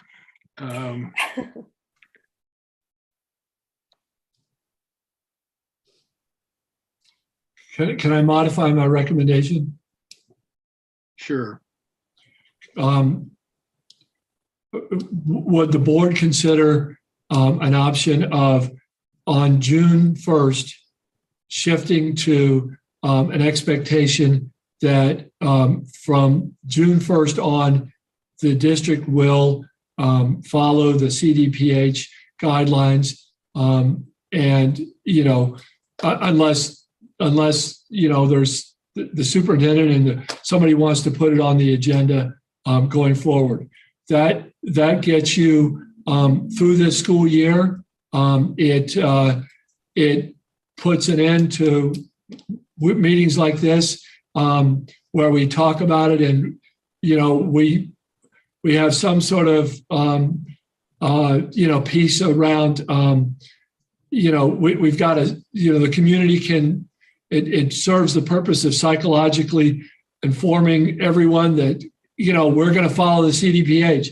And, it may well be if cases continue to go up, we'll be in a situation in which the county is telling us to wear masks. And that's a much, September through April or whenever they changed the rule, that was easy for us because we didn't have to make a decision on this. We just autopiloted their recommendation. Now they gave us some authority. Let's, for the sake of all the other work that has to be done in our district, let's go back to following the CDPH guidelines effective June 1st and saying that, whatever it is, in June 1st, it could be that masks are mandatory for summer school. But if they're not, if you're not going to approve this, and I think there's good reasons not to, at least move till June 1st. We're going to follow, effective then, this district will follow the recommendations in its activities that masks are strongly recommended. That's for staff, students, everybody working here. If that's where we are, if we're mask mandatory, that's where we are too. I would be willing to go with that recommendation and make a motion. So I'll move that. I have a question to that. Sorry, Linda.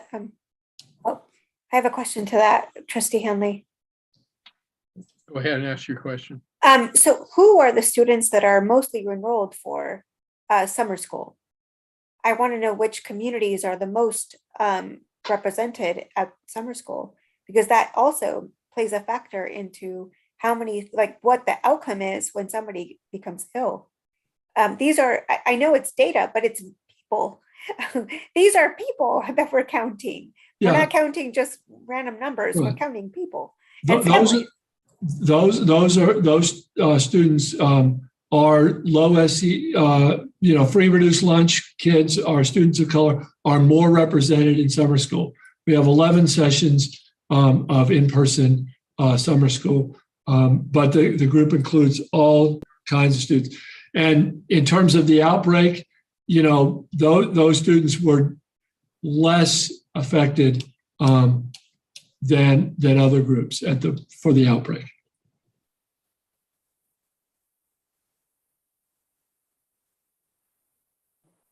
There's a motion, but not a second. So quick question. Do we know the percentage of their participation in the prom, the outbreak? Because if a low percentage of them went to it, then, that's my data is anecdotal. So you're right. I don't know, who went to the prom. I was just saying the kids who got COVID were more likely to be that. And I don't know. I don't know that issue. I will second Trustee Land's motion.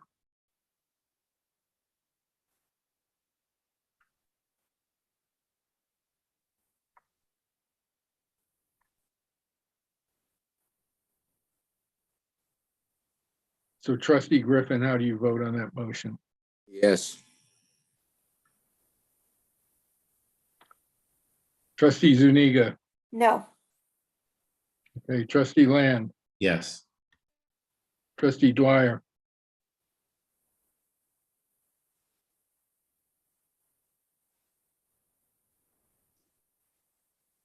I vote yes, but I also recognize that if we see issues in June, that we're going to have to deal with this again.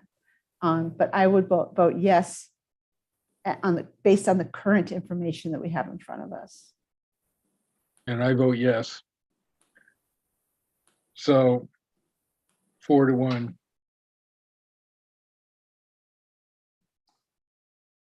So can I the third recommendation, Mr. Hanley, that you brought forth? Can I recommend that we table that and I have some internal discussions based on the points you made, and talk to some folks a little bit more about that? Yes, because I would vote against your recommendation there. I know that, yeah. So, but I'd like to see if there's some place that we can go and talk to staff that about that issue. Okay, that's fine.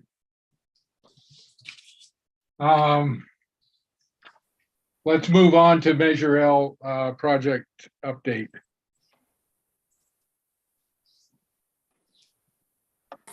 Yeah, this is an item that Mr. Hawkins is bringing to.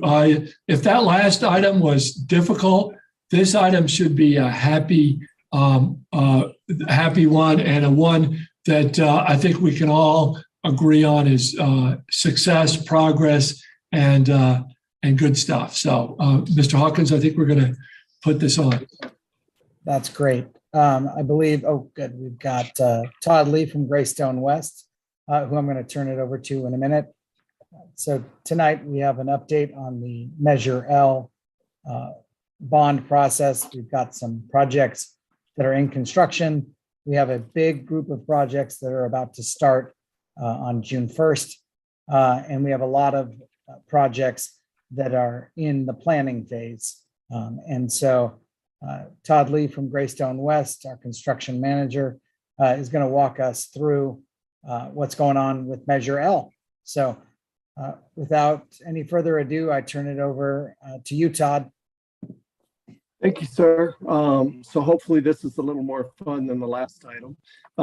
We're just a little over 2 years into the process. And as Yancey said, we have a few completed projects, a few in the works, and so I'm just getting started. Could we, next slide, please? So we'll go with completed, and then in construction, the startup of the summer 22 work We'll touch briefly on projects and design and then a quick update on where we are financially. Next slide, please. So completed projects back in 2020, seems like 100 years ago now. We did the district-wide security cameras. We did the Mills and Cappuccino Stadium turf replacements. This last summer and into fall, we did the kind of emergency San Mateo Music Building HVAC replacement and the Mills ceramic HVAC replacement. Those were kind of in response to COVID. Next slide, please.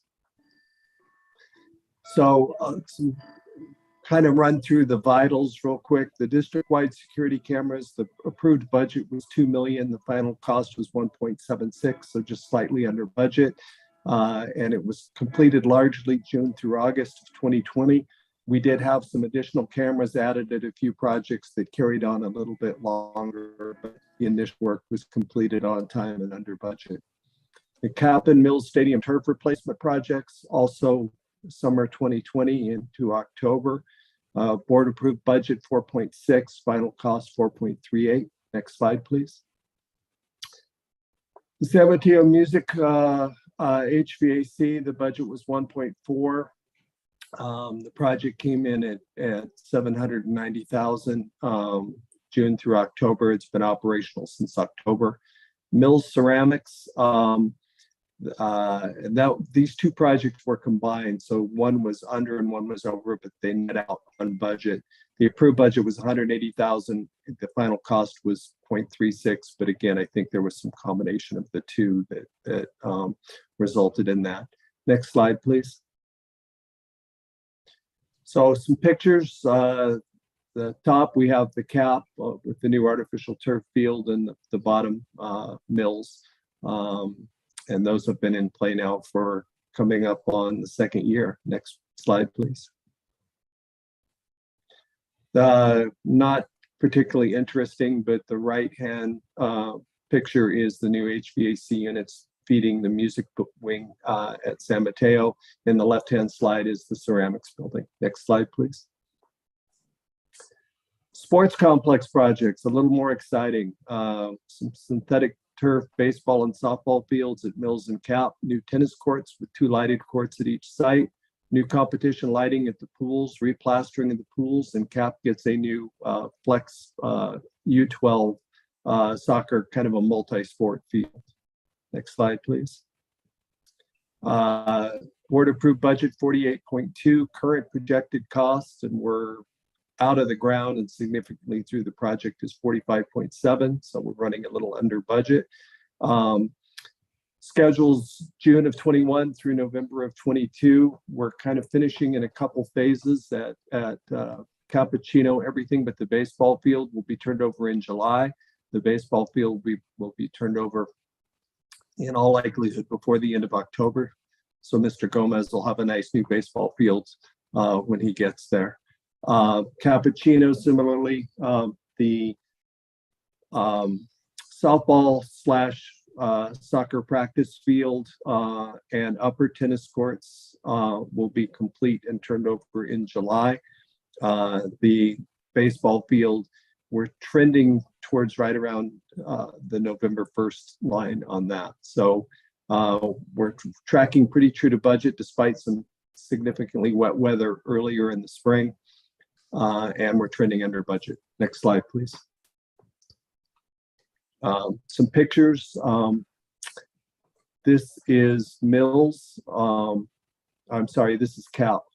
That is the baseball field to the left, and the practice field down to the far right. That's that U12 soccer field. And then the tennis courts are kind of in the center of the page. Next slide, please.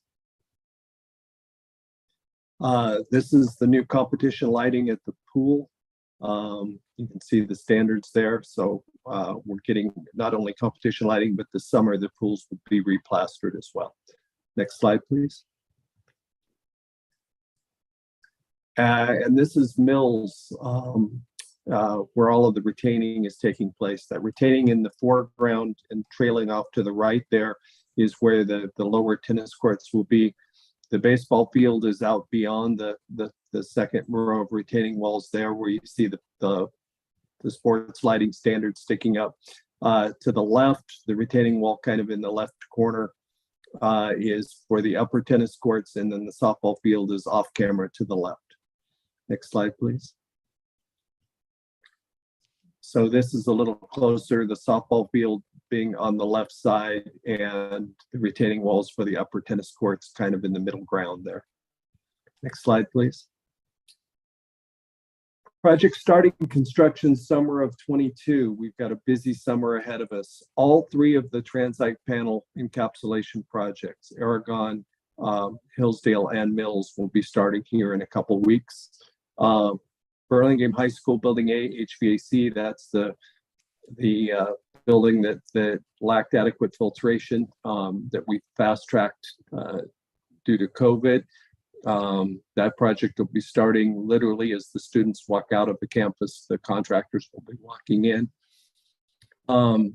Domestic water line replacement at Hillsdale High School, not a particularly sexy project, but a necessity that's been leaking for quite a few years now. District-wide public address system replacement, all 6 schools, and district-wide path of travel lighting upgrades, also all 6 schools. Next slide, please. So Aragon High School transite project, the approved budget 19.34 million, current projected cost 18.31, so we're just about $1 million under budget there. Hillsdale High School, similar, 20.68 million budgeted, and these are schematic design budgets that were approved by the board. And the current projected cost 19.73.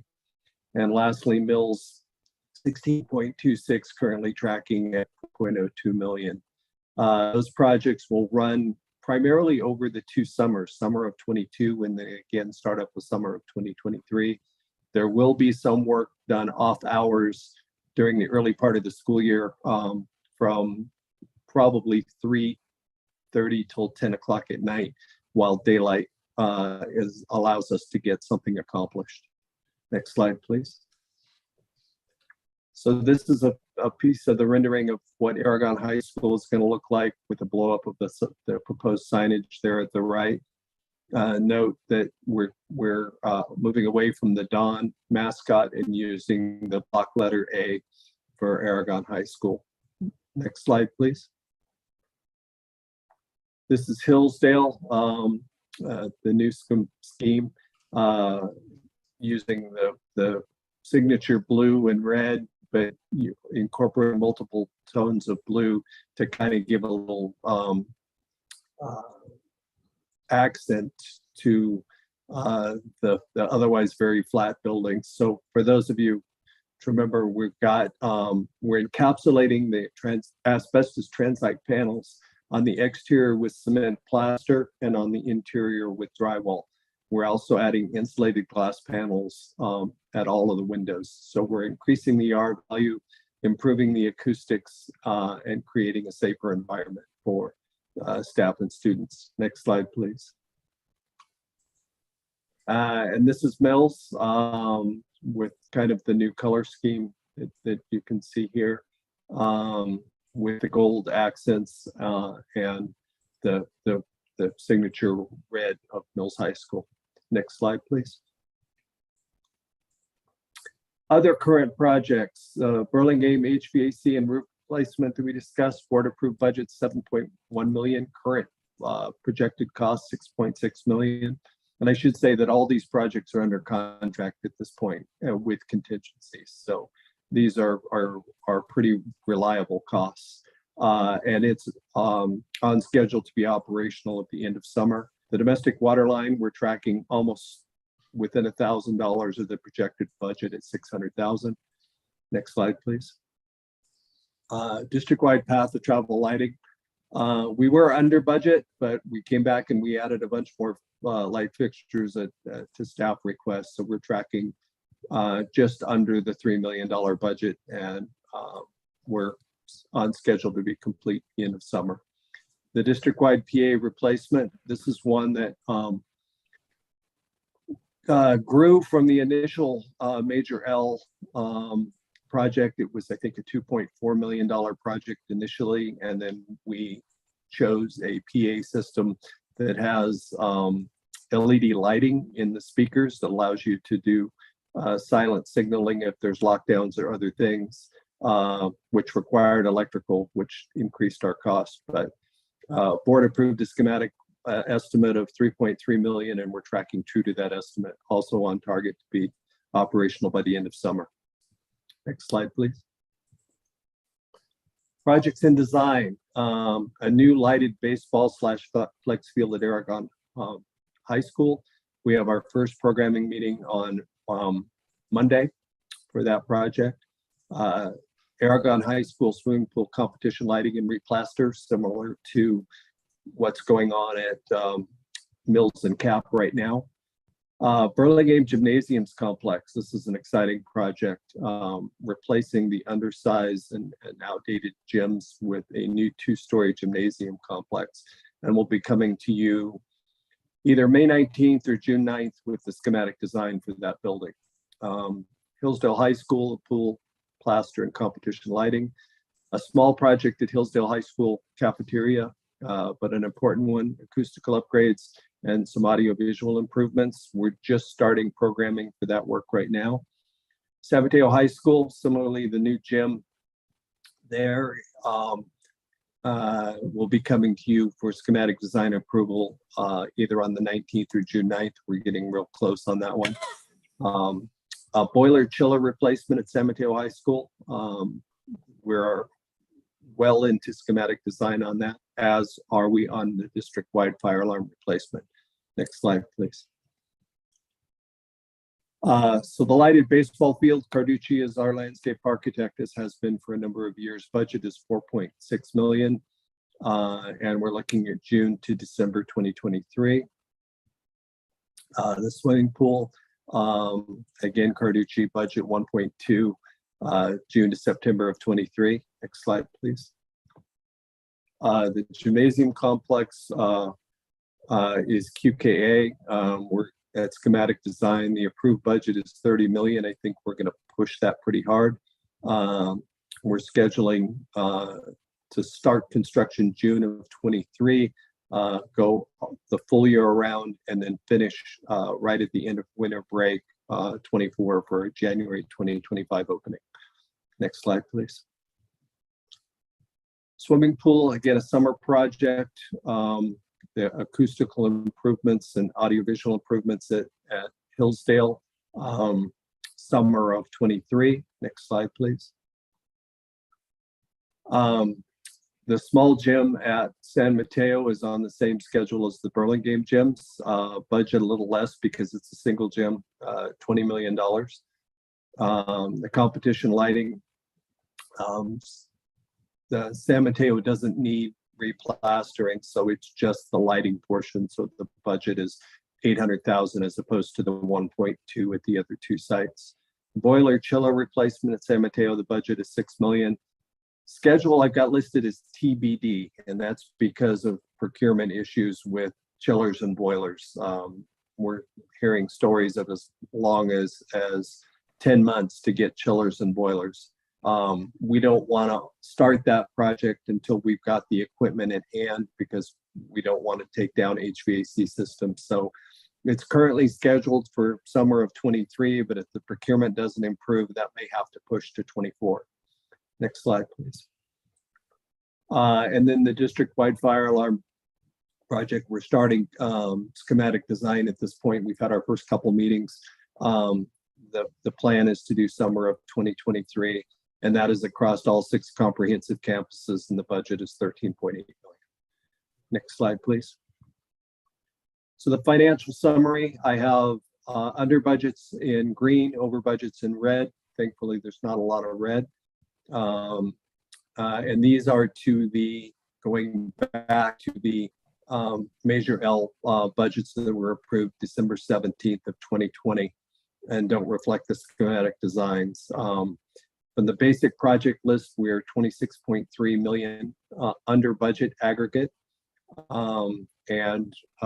We've added, or we're proposing to add a couple projects. Board's already approved the district-wide controls at 3 million. You're going to see a follow-up presentation on the solar tonight at 12.3 million. So net, we're sitting in about $11 million under budget. The deviations, the significant deviations on the transite projects, it was a very uncertain process going in to design how complicated that was going to be. We had concerns that it could trigger a structural upgrade. We also had concerns about meeting the energy code, and things have gone relatively well. At Aragon, things went the opposite direction because we ended up working on more buildings than what I had originally estimated for there, because we were under the impression that a lot more of the transite had been removed and replaced under previous projects. But short of that, we're tracking pretty true. And given all of the COVID issues and procurement issues that have come out of this, I think all things considered, we're doing remarkably well. And with that, I'm happy to take questions.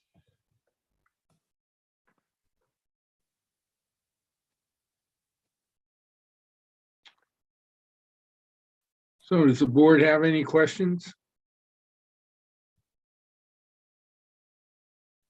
Good report.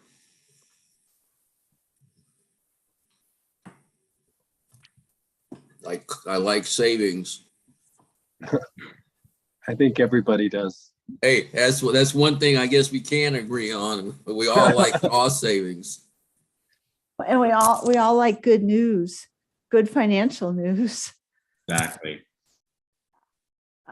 Todd, thank you very much. I know that you put a huge amount of time into this presentation, and I really appreciate it, and I appreciate the work that you do for the district. You've done years of good work for us, and I really appreciate the fact that you've stayed with us through all these projects, and look forward to your partnership with Yancey, on an ongoing basis as we move forward. So thank you very much. Thank you.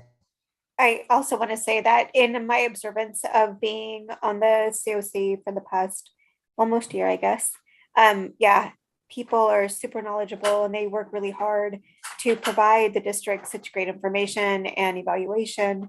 So I am very pleased with all of the work that they do. It doesn't leave any questions of their knowledge of this. So thank you very much for everything you do for our district.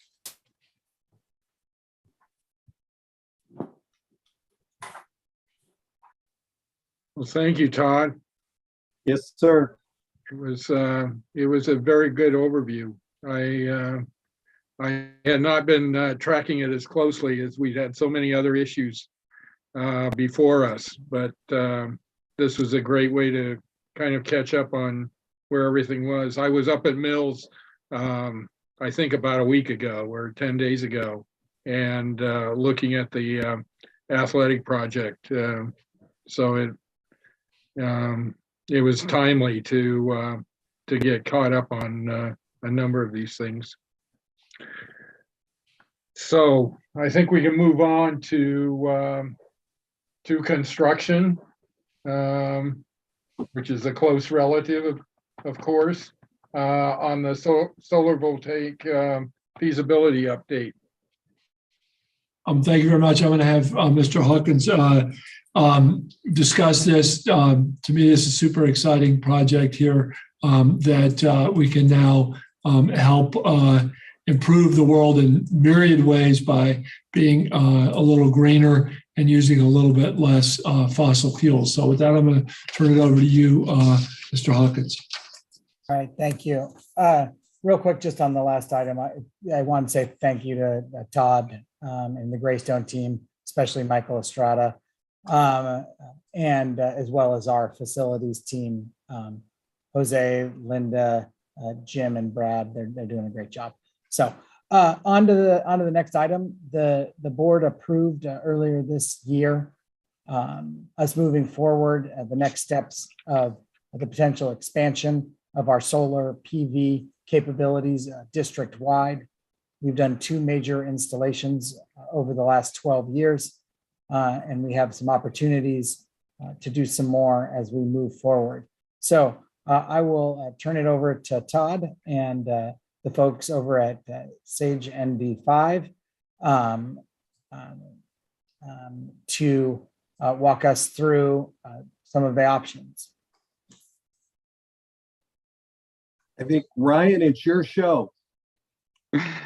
Thank you, Todd. And thank you, members of the board and Superintendent Skelly, for having us back. Next slide, please. I want to go through what has changed since the last time we updated, I believe in November, and then look at the updated project costs and savings. And then one thing that was recommended at the last meeting was to look at the site-by-site financial analysis. So we have some slides there, and then we will review the site layouts and the next steps. Next slide, please. So in terms of progress since the last update, we have filed interconnection applications for each of the sites with PG&E. This does not sort of force any progress to happen or any construction to happen for these sites, but the importance of doing this was for the timing to ensure the legacy NEM2 rate would be applied to these sites if they choose to move forward. The successor tariff that's being proposed right now would significantly impact the value of solar energy. And so this has a major impact in improving the economics of the projects. The second major thing is to update the solar PV pricing to reflect current market conditions. Over the last couple of years, we've seen some pretty large price increases, a lot of that due to supply chain constraints. And other sort of market uncertainties. And so prices have been updated since the last presentation to reflect that. On the other side, savings have also been updated to reflect the current utility tariffs. So as utility tariffs have gone up, that has increased the savings, and the net effect of the increased prices and savings come out fairly similar to what we saw last time. The final thing on here is that we've put together this site details packet to contain some of the information that would be useful to potential bidders. So this is kind of a starting point for a potential RFP to give them the site-specific details and cash flows that would be necessary to come up with bids. Next slide, please. So this is looking at the portfolio as a whole, so all of the sites included here. The project size is a little over 2.3 megawatts of increased solar. The project costs, as Todd mentioned, is about $12.3 or $12.4 million. We have that split out over the capital costs of 10.7, and then some project development costs, including contingency in that 1.7 million. Over the 25-year life, the nominal savings is just under $8 million. And then at a 2% discount rate, that comes out to 3.4 million in net present value. And the bottom chart there shows over time the costs from the beginning of the projects through the 25-year lifetime. And you can see that the project crosses the break even somewhere around year 15 and ends at about $8 million of positive savings. Next slide, please. Similar to the previous slide, this shows the savings over time. This is really just comparing the utility costs compared to the costs that you would pay with the additional solar. So the red is the expected utility costs without adding the solar expansion, and the blue is with it. And so you can see those savings accumulate over time as utility rates increase, and that adds up to a little over $20 million in total savings over the lifetime of the project. Next slide, please. Font's got a little bit odd on this, but this is the breakdown of the individual sites. And so there is quite a bit going on in this slide, but I wanted to kind of put it all in one page so you can compare the sites individually. The first two columns are the sizes of systems being proposed and then the estimated capital costs. The next two columns show the percentage of energy offset of each site, and then the utility bill offset. And these numbers would be the total PV, including what's already existing at the first 6 sites, as well as what is being proposed as the new PV.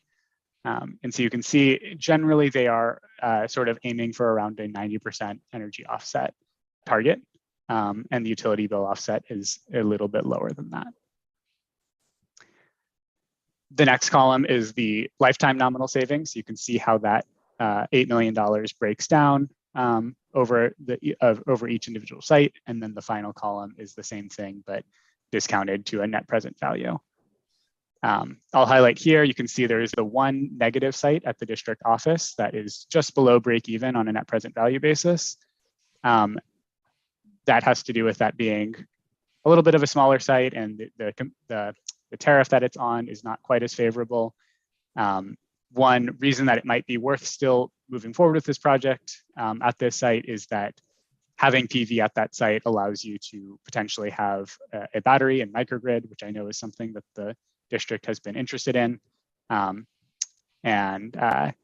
Again, moving forward now where the NEM2 legacy tariff can be guaranteed makes that much more financially beneficial than moving forward with the NEM3. Next slide, please. So here are the layouts of each individual site. These are the same that we looked at last year with a couple of notes. So we can hopefully go through these fairly quickly. And if people have questions, we can address them at the end of the presentation. So next slide, please. This is Aragon High School. There's a combination of both rooftop and solar parking lot canopy being proposed here. Next slide, please. At Burlingame, what's being proposed is all canopies, although the note here is that this layout might be updated when more details about the new gym project are further along. You can see the gym there with the existing solar PV, and that is what's being replaced. So that may make more sense to put some rooftop solar on that site. Next slide, please. Cappuccino, again, is all solar canopies. Next slide, please. And same with Hillsdale, also solar canopies over the parking lot. Next slide, please. Mills, similar to Aragon, is a combination of rooftop and solar canopies over the parking lot. Next slide, please. And then San Mateo, again, this is a site that has a combination of rooftop and canopies, although again, the new gym may impact the potential layout as more details of that design are available. Next slide, please. The district office, same site here, but just over in that parking lot is where the canopies would be. Next slide, please. Peninsula High School, I know it's a little bit hard to tell here with the ongoing construction in the image, but there's a small amount of rooftop and then a larger canopy structure. Next slide, please. And this is the maintenance building. This is a pretty small installation, but just some on the rooftop. And not all of the rooftop is needed to meet the energy needs of the building. One note, I know I pointed out that these applications have already been submitted to PG&E, but those do not sort of tie us to the locations or the layout that is presented. It's more about the sizing. And so as some of these projects evolve and get through design, that is okay if there's some adjustments there. One other question that came up during the last board meeting when we presented these slides was about the performance at the existing sites. So this is the 6 sites that have solar PV currently.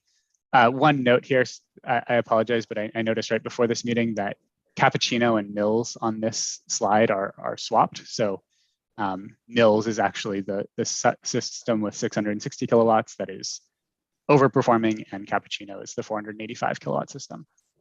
But in this slide, you can see the performance from July 2020 to 2021. You can see the system size, and then the other columns in here are the actual production from each of those systems. The weather adjusted performance, so how that that production compares to what was expected based on the modeling of the system and the weather at those sites. We can see Burlingame and San Mateo are a bit lower than the other sites here, and both of those sites had some inverter outages that have been noticed and addressed and are back to performing at a higher level this year. You can also see the dollar nominal savings, and then again, those same two columns we referred to before of the percentage offsets, both from an energy perspective and a utility bill dollar perspective. Next slide, please. So this is the set of next steps. So the first would be to review these details and decide whether to move forward or not. If the board would like to move forward, the next step would be determining a project schedule. And an important note here is that we would generally recommend that the schedule be such that an RFP is ready right about the end of the summer. There's a current trade case going on with the US Department of Commerce that is causing some uncertainty in pricing and in general a slowdown in solar installations. And a preliminary decision for that case is supposed to come out in August. And it's just much more likely to get a higher number of bidders and more solid bids if an RFP is after those preliminary results of that trade case are released. I realize that that makes a sort of tight timeline for a summer 2023 construction, which is what some of these might be looking to do, but that reducing some of that uncertainty may be valuable. So moving on through the steps here, yes, it would be that RFP through California Government Code 4217, and then once proposals from that are received, you can evaluate and rank them, move on to contract negotiations, and then onto the whole design, construction, and commissioning. At any step through this process, the board could choose whether to continue through the process or to stop if bids are not appealing. I believe that's the last slide. So are there any questions?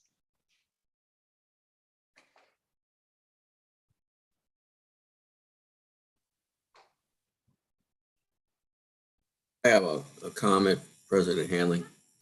Yeah, go ahead. Yeah, I went over this, after I had looked at it initially. I sat down with Yancey, and there's the slide on the payback was a little hard for me to understand. And I know I'm a 40-year CPA and all of that, but the thing and the way it was communicated, the payback on the original investment is like what, 15 years or something. And so we do collect the entire initial investment, and then the dividends is at 8 million. So the real return, the cash flows that come back are the 12 plus, like 20 some $1 million. Because when I looked at it and I interpreted my limited calculus ability using Dr. Skelly's deal, I didn't really get that slide. But I do have a question on the energy cost. The slide after that one, there was a big change in was that the payoff of debt or something? What caused that? Yeah, sorry, I should have mentioned that. That is when, so I noted with the interconnection applications, we would secure the legacy NEM2 grandfathering rate. That is for 20 years. And then after that, we would be bumped to whatever the current rate is at the time. And so there's some assumed loss in the value of solar energy after that time. And that's where you see that step change in the amount of savings. Thank you. Trustee Griffin, I think it's important to note that those are the proposed rates. Ryan, correct me if I'm wrong, but those have not been finalized right now. They're still working through the process. Yes, the latest that we expect is it will likely be next month. But again, a lot of things can change in 20 years but for getting to this current status, that will happen in the next month or two, likely. The other thing just on that is, as Sage is our consultant and not selling us the system, they've used conservative rates of increase for our energy rates. So we feel very confident that these are good conservative estimates with the information we have right now. So how do you, I mean, looking at just the most recent trends, I mean, when you look at PGE rates, I mean, they're kind of almost out of control. I mean, they've really gone up, very substantially, and they keep projecting out that, they're going to have to put all their wires underground and, thousands of miles of underground wires and that sort of thing to stop burning the state down. How do you make projections on electricity rates over 15 years? So I'll let Ryan answer that. But I agree with you that we're actually seeing a pretty significant increase next year in the 10 to 15% range for our PG&E bills. But when we're projecting the savings from this, we try to be conservative in those estimates. So the likelihood is that the energy will increase at a higher rate, meaning that the savings from the project would likely be above those projections. But Ryan, I'll let you talk about the specifics of looking at those increases. Yeah, everything you said is correct there. That what we use is looking at the past 30 years or so of rate increases to come up with averages. And so we're using a 3% annual increase in this model. But as Yancy mentioned, what we've actually seen over the last year and what we expect over the next year is more in the 15% range, which hopefully it does not continue at that rate for the next 25 years. But anything above 3% essentially means the savings will look better than they do in this presentation. And one thing I would want to highlight, though, is that we're also seeing changes in the way that the utilities charge for energy. And so even if your overall bill is going up by 15 or 20%, the portion of that bill that you can reduce with solar might not be that whole bill. So I think it is still worth it to be conservative in that cost increase over time, because we're seeing this shift in how they're charging for energy. Okay. Do we have to vote on anything? Are you moving ahead on consensus, or what are you asking us to do tonight? So President Hanley, we are asking to move ahead by consensus. If the board wishes, it would be our recommendation that we come back with something akin to a schematic design, but really with a budget and a schedule for the board to approve, as noted in Ryan's presentation. All right, Greg. So I have a question about technology, and if we delay, would we get more effective solar energy and better efficiency? Or because that's always was the case for many, many years, and now it feels like, is this the time, or do we wait? So that's a technical question I'm curious about. There always are improvements. Solar is not on that really steep increase that it was earlier in its life. We see that a lot more, or we will see that a lot more likely with batteries, which is the other component that a lot of entities, including school districts, are pursuing at the time, both from cost decreases and just technology improvements. In this case, I would say the biggest risk with waiting is that net metering 3 that will drastically change the value of solar energy. And so keeping to this timeline is kind of the best opportunity to preserve that value. Thank you. Trustee Land, we're also seeing pretty significant increases in procurement costs and other construction related costs. And so, any increases in efficiency are offset by potential increases in cost. So that one thing that, and I wouldn't want Sage to note on this is it is important to note that these two sources of money and sources of savings come from two different funds. The solar project would be paid for by Measure L, and the savings would be received in the general fund in our utilities savings. So while it takes 15 years overall for the project to pay back, it starts payback in the general fund as soon as it is in place and working. So it is important to note the entire savings would be savings to the general fund, and the $8 million present value savings that the whole project would see is district-wide. Okay. So what's the board's view? I am in favor of going ahead with this. Is anyone opposed to going ahead with this? No, let's go. Okay. Okay, I think you have consensus view to proceed to the next step. All right. Thank you to Ryan and the SAGE team and Todd, and thank you, board. Thank you. Okay, I think we're at looking at 01, approval of personnel actions. Yes, we have personnel actions and addendum. We have a recognition. Angela Reinhardt Mullins, a health teacher at Mills High School, has submitted her resignation effective at the end of the day, May 27th. She's been with the district for 16 years. Okay. Is there a motion to approve the personnel actions? I move approval. I'll second. Okay. We Wow. have a motion by Trustee Griffin and a second by Trustee Dwyer. Trustee Griffin, Yes. Trustee Zuniga, Yes. Trustee Land, Yes.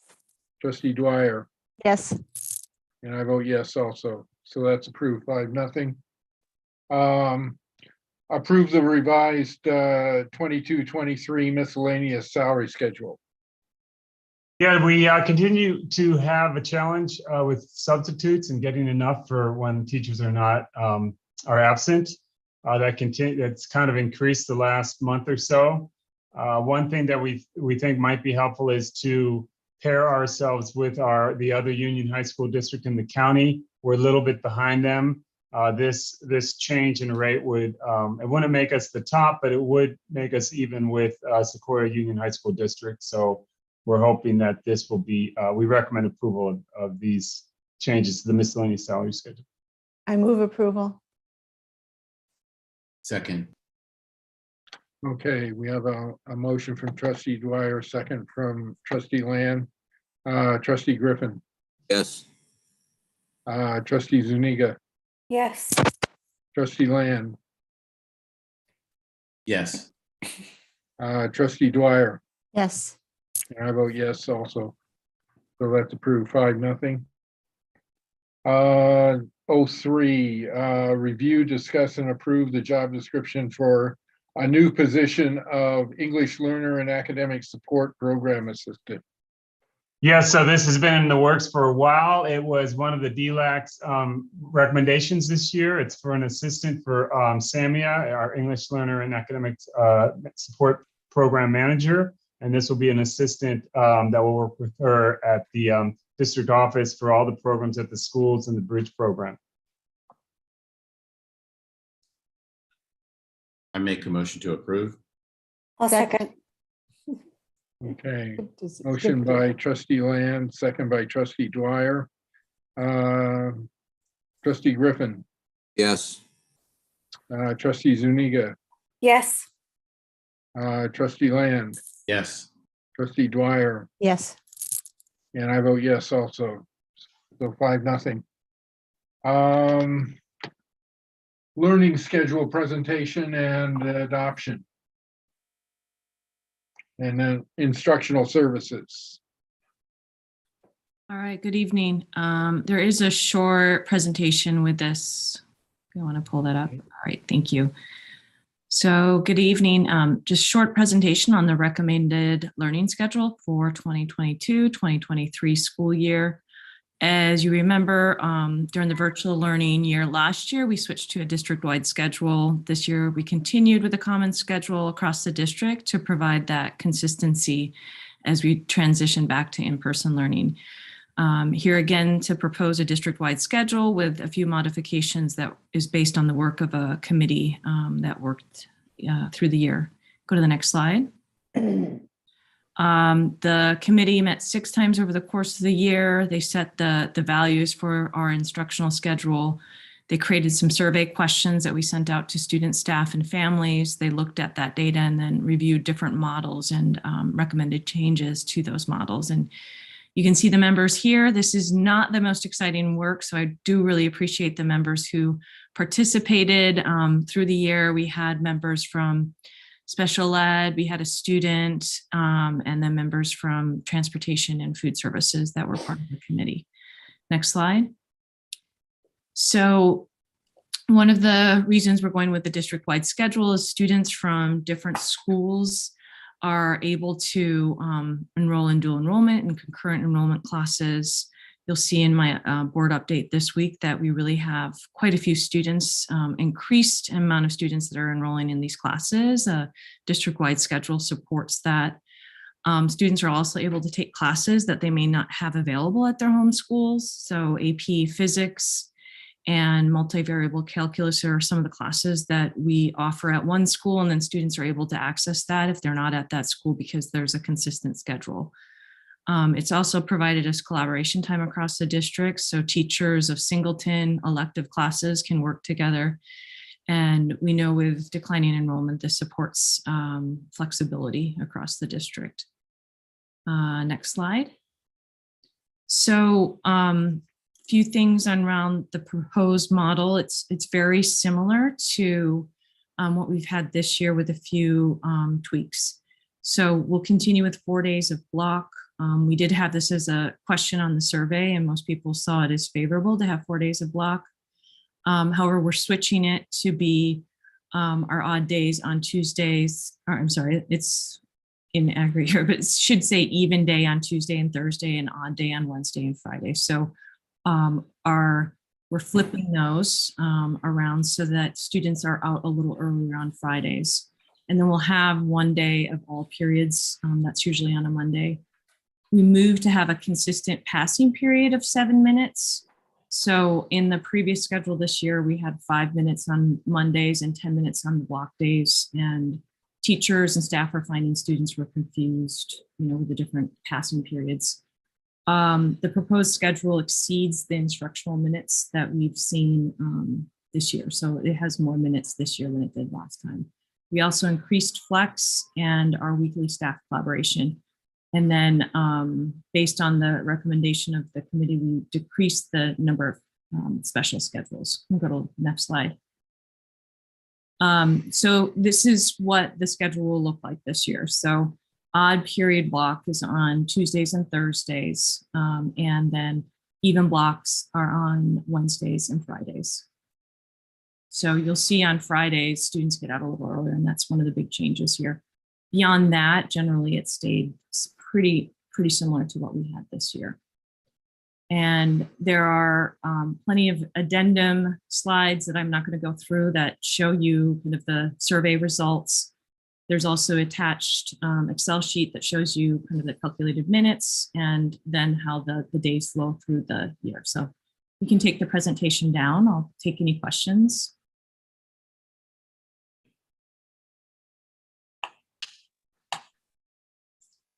Or if there are no questions. Yeah, we'd ask that the board vote to approve this if that's your pleasure. I'll make a motion to approve that, the learning schedules. Second the motion. Yeah, I like that it gives that flexibility for being able to take courses across the schools and take concurrent enrollment. That's very attractive, and I like that we're encouraging that. So, let's see. It was a motion by Trustee Land and a second by Trustee Griffin. Trustee Griffin, how do you vote? Yes. Okay, Trustee Zuniga. Yes. Trustee Land. Yes. Trustee Dwyer. Yes. And I vote yes also. So that's approved 5-0. I'd like to thank Ms. Kemke for continuing to get a group of people here to agree on a schedule. Is not, it's one of Hercules' 7 labors, and she got it done. So thank you for that, and their committee. Yeah, I think it started out like 1.5 years ago as a big controversial issue, and it seems to have coalesced a bit. So that's a good sign. P2, Modern World History Textbook Adoption, a public hearing. So we are just doing a public hearing tonight, right? We are not actually adopting the textbook. So I will open the, is there a presentation first about the We textbook? do have a short presentation, and actually our social studies coordinator is not able to join us, so it's Mr. Simmons and I. Okay. I think at the next meeting, we'll just have it for approval. Okay. Mr. Simmons, the floor is yours. Presentation.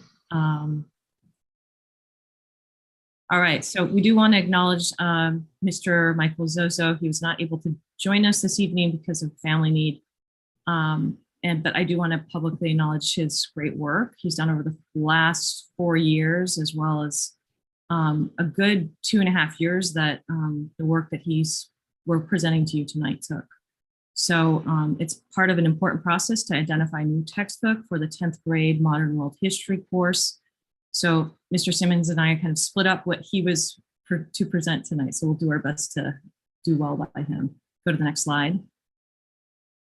So you can see here, there were 2 parts of this process. So you had a selection committee who decided upon the textbooks to pilot, and then there was a piloting team, teachers that actually had these textbooks that they used in their classrooms, which were aligned to our equity efforts, and then gathered data around that pilot. Go to the next slide.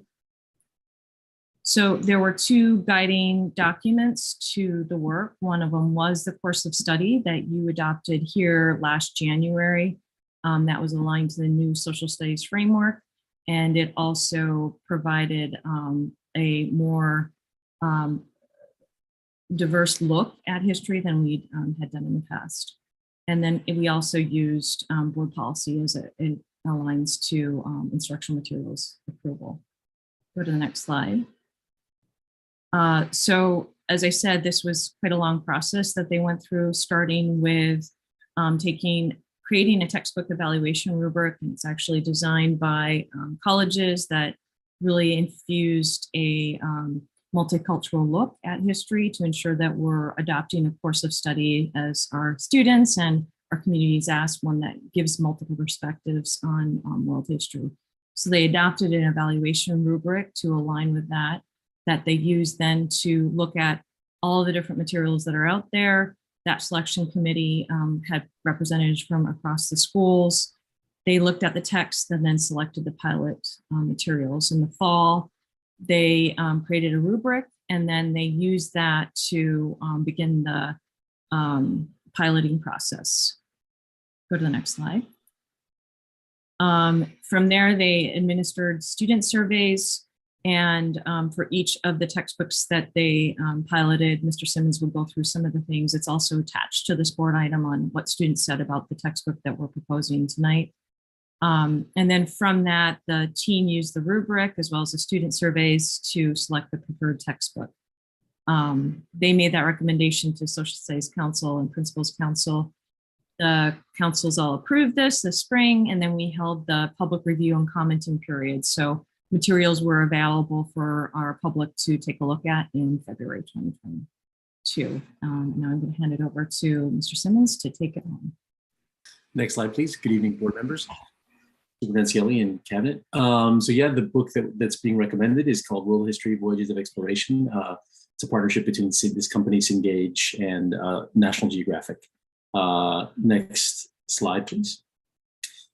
Some of the key kind of assets of this textbook are that it really does move us toward a much more kind of inclusive narrative about the history of the world, and not just a kind of Western civilization version of the history of the world. And then it also is a true history text in terms of students really sort of seeing themselves in the text, meaning that lots of diverse voices are represented in the text.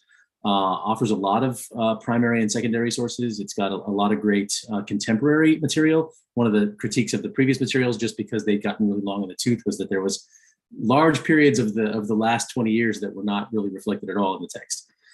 It's really got amazing, some of the most beautiful photos I've ever seen, actually, because it's a National Geographic text. So it's got the advantage of being associated with National Geographic and the photography there. And then the online text allows students to change the lexile levels, actually. So when you're reading a text, you can actually read it at different levels based on your own reading ability. So it makes it much more accessible to all students. I would say it's got a really deep integration with our Canvas learning management system as well. So it'll allow teachers to actually do some really nifty things with sort of assignments going directly into the gradebook and things like that in Canvas. Next slide, please. Student feedback was certainly this was the highest rated book of the two in terms of the student participation and kind of their interest. Next slide, please. You can see some of the student sort of, specific comments there about how they appreciated the text. And I think it's a good testament to the text. Next slide, please. And so, yeah, that's the text we're recommending. Any questions? Looks awesome. Do we approve it? I move approval. Second. We're not approving. We're just doing public hearing. So how many textbooks were actually considered and piloted in this? So the total number of those looked at, I believe, were 6 back in the winter last year, and then we got it down to 2. It was this curriculum that has been really widely used in the region is Teachers Curriculum Institute. That was the other alternative. It was sort of between Teachers Curriculum Institute and this text, but this text was just much more superior in terms of all the different things that it does. And honestly, the key thing was that kind of accessibility issue around the reading level of the text. Okay. Yeah. Trustee Zuniga, you have your hand up. Yeah, I just wanted to say thank you for keeping equity and just diversity in mind. It connects the students so much more to what they're learning. I wish we had more textbooks like that when I was in school. I would have kept a lot more people in school. But I really am grateful for people in this district that want to keep that again in mind and just want to keep that at the forefront because they recognize the value for our students to see themselves in these books, and including different types of histories that aren't always included is super important. So just thank you. Okay, let me open the public hearing and ask anyone that would like to speak, please use the raise hand feature. I don't see any raised hands. So I'm going to close the public hearing. And I think that completes our agenda for tonight. And it makes me want to teach world history in high school. Can I bring up? I'm feeling like I need something new these days. It's midnight. It's midnight in Austin. In case anyone wonders. Can I ask the board something? One of the topics that is affected that has impact on students is the question of the Burlingame prom, and as I mentioned on this, what we did was somewhat contingent on how we decided to do the mask mandate. This event happens on May 21st, which is the Saturday before graduation is on, I want to say Thursday of that week. Pretty sure. So I don't know what you want to do. I mean, this is a potentially big issue for kids and parents and families in Burlingame. I guess my request is that you give me authority to have a discussion with Principal Belzer, the ASB,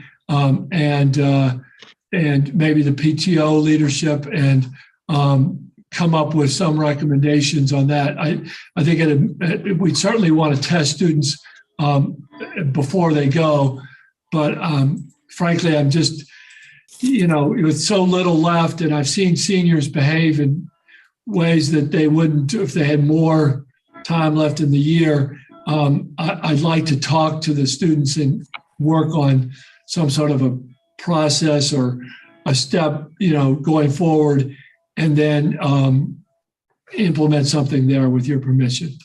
This isn't agendized, so I'm not sure we really should be giving any direction on this. I mean, I think you need to initiate the direction you believe is appropriate, but it's not on our agenda.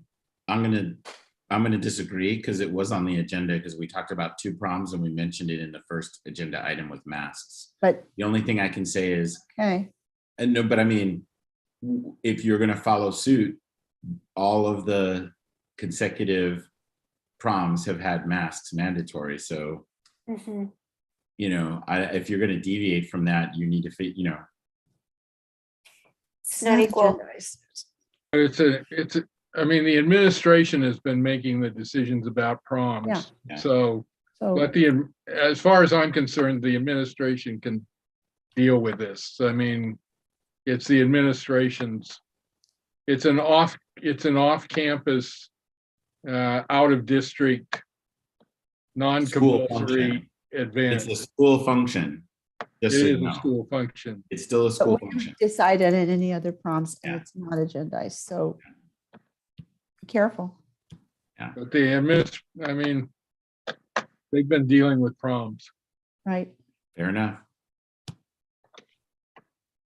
That's my view. I just see what Trustee Land is saying. It has to be equal across the board. But I see that it is an issue of the administration making that call. But remember, what you've asked other people to do. So I think, Kevin, you made a good point to start a dialogue with the students. I think that's the best way to go. I'll leave it at that, so I won't go anymore. Isn't Paul Belzer in charge of it since it's his school? Yeah. Okay. Or he starts a dialogue.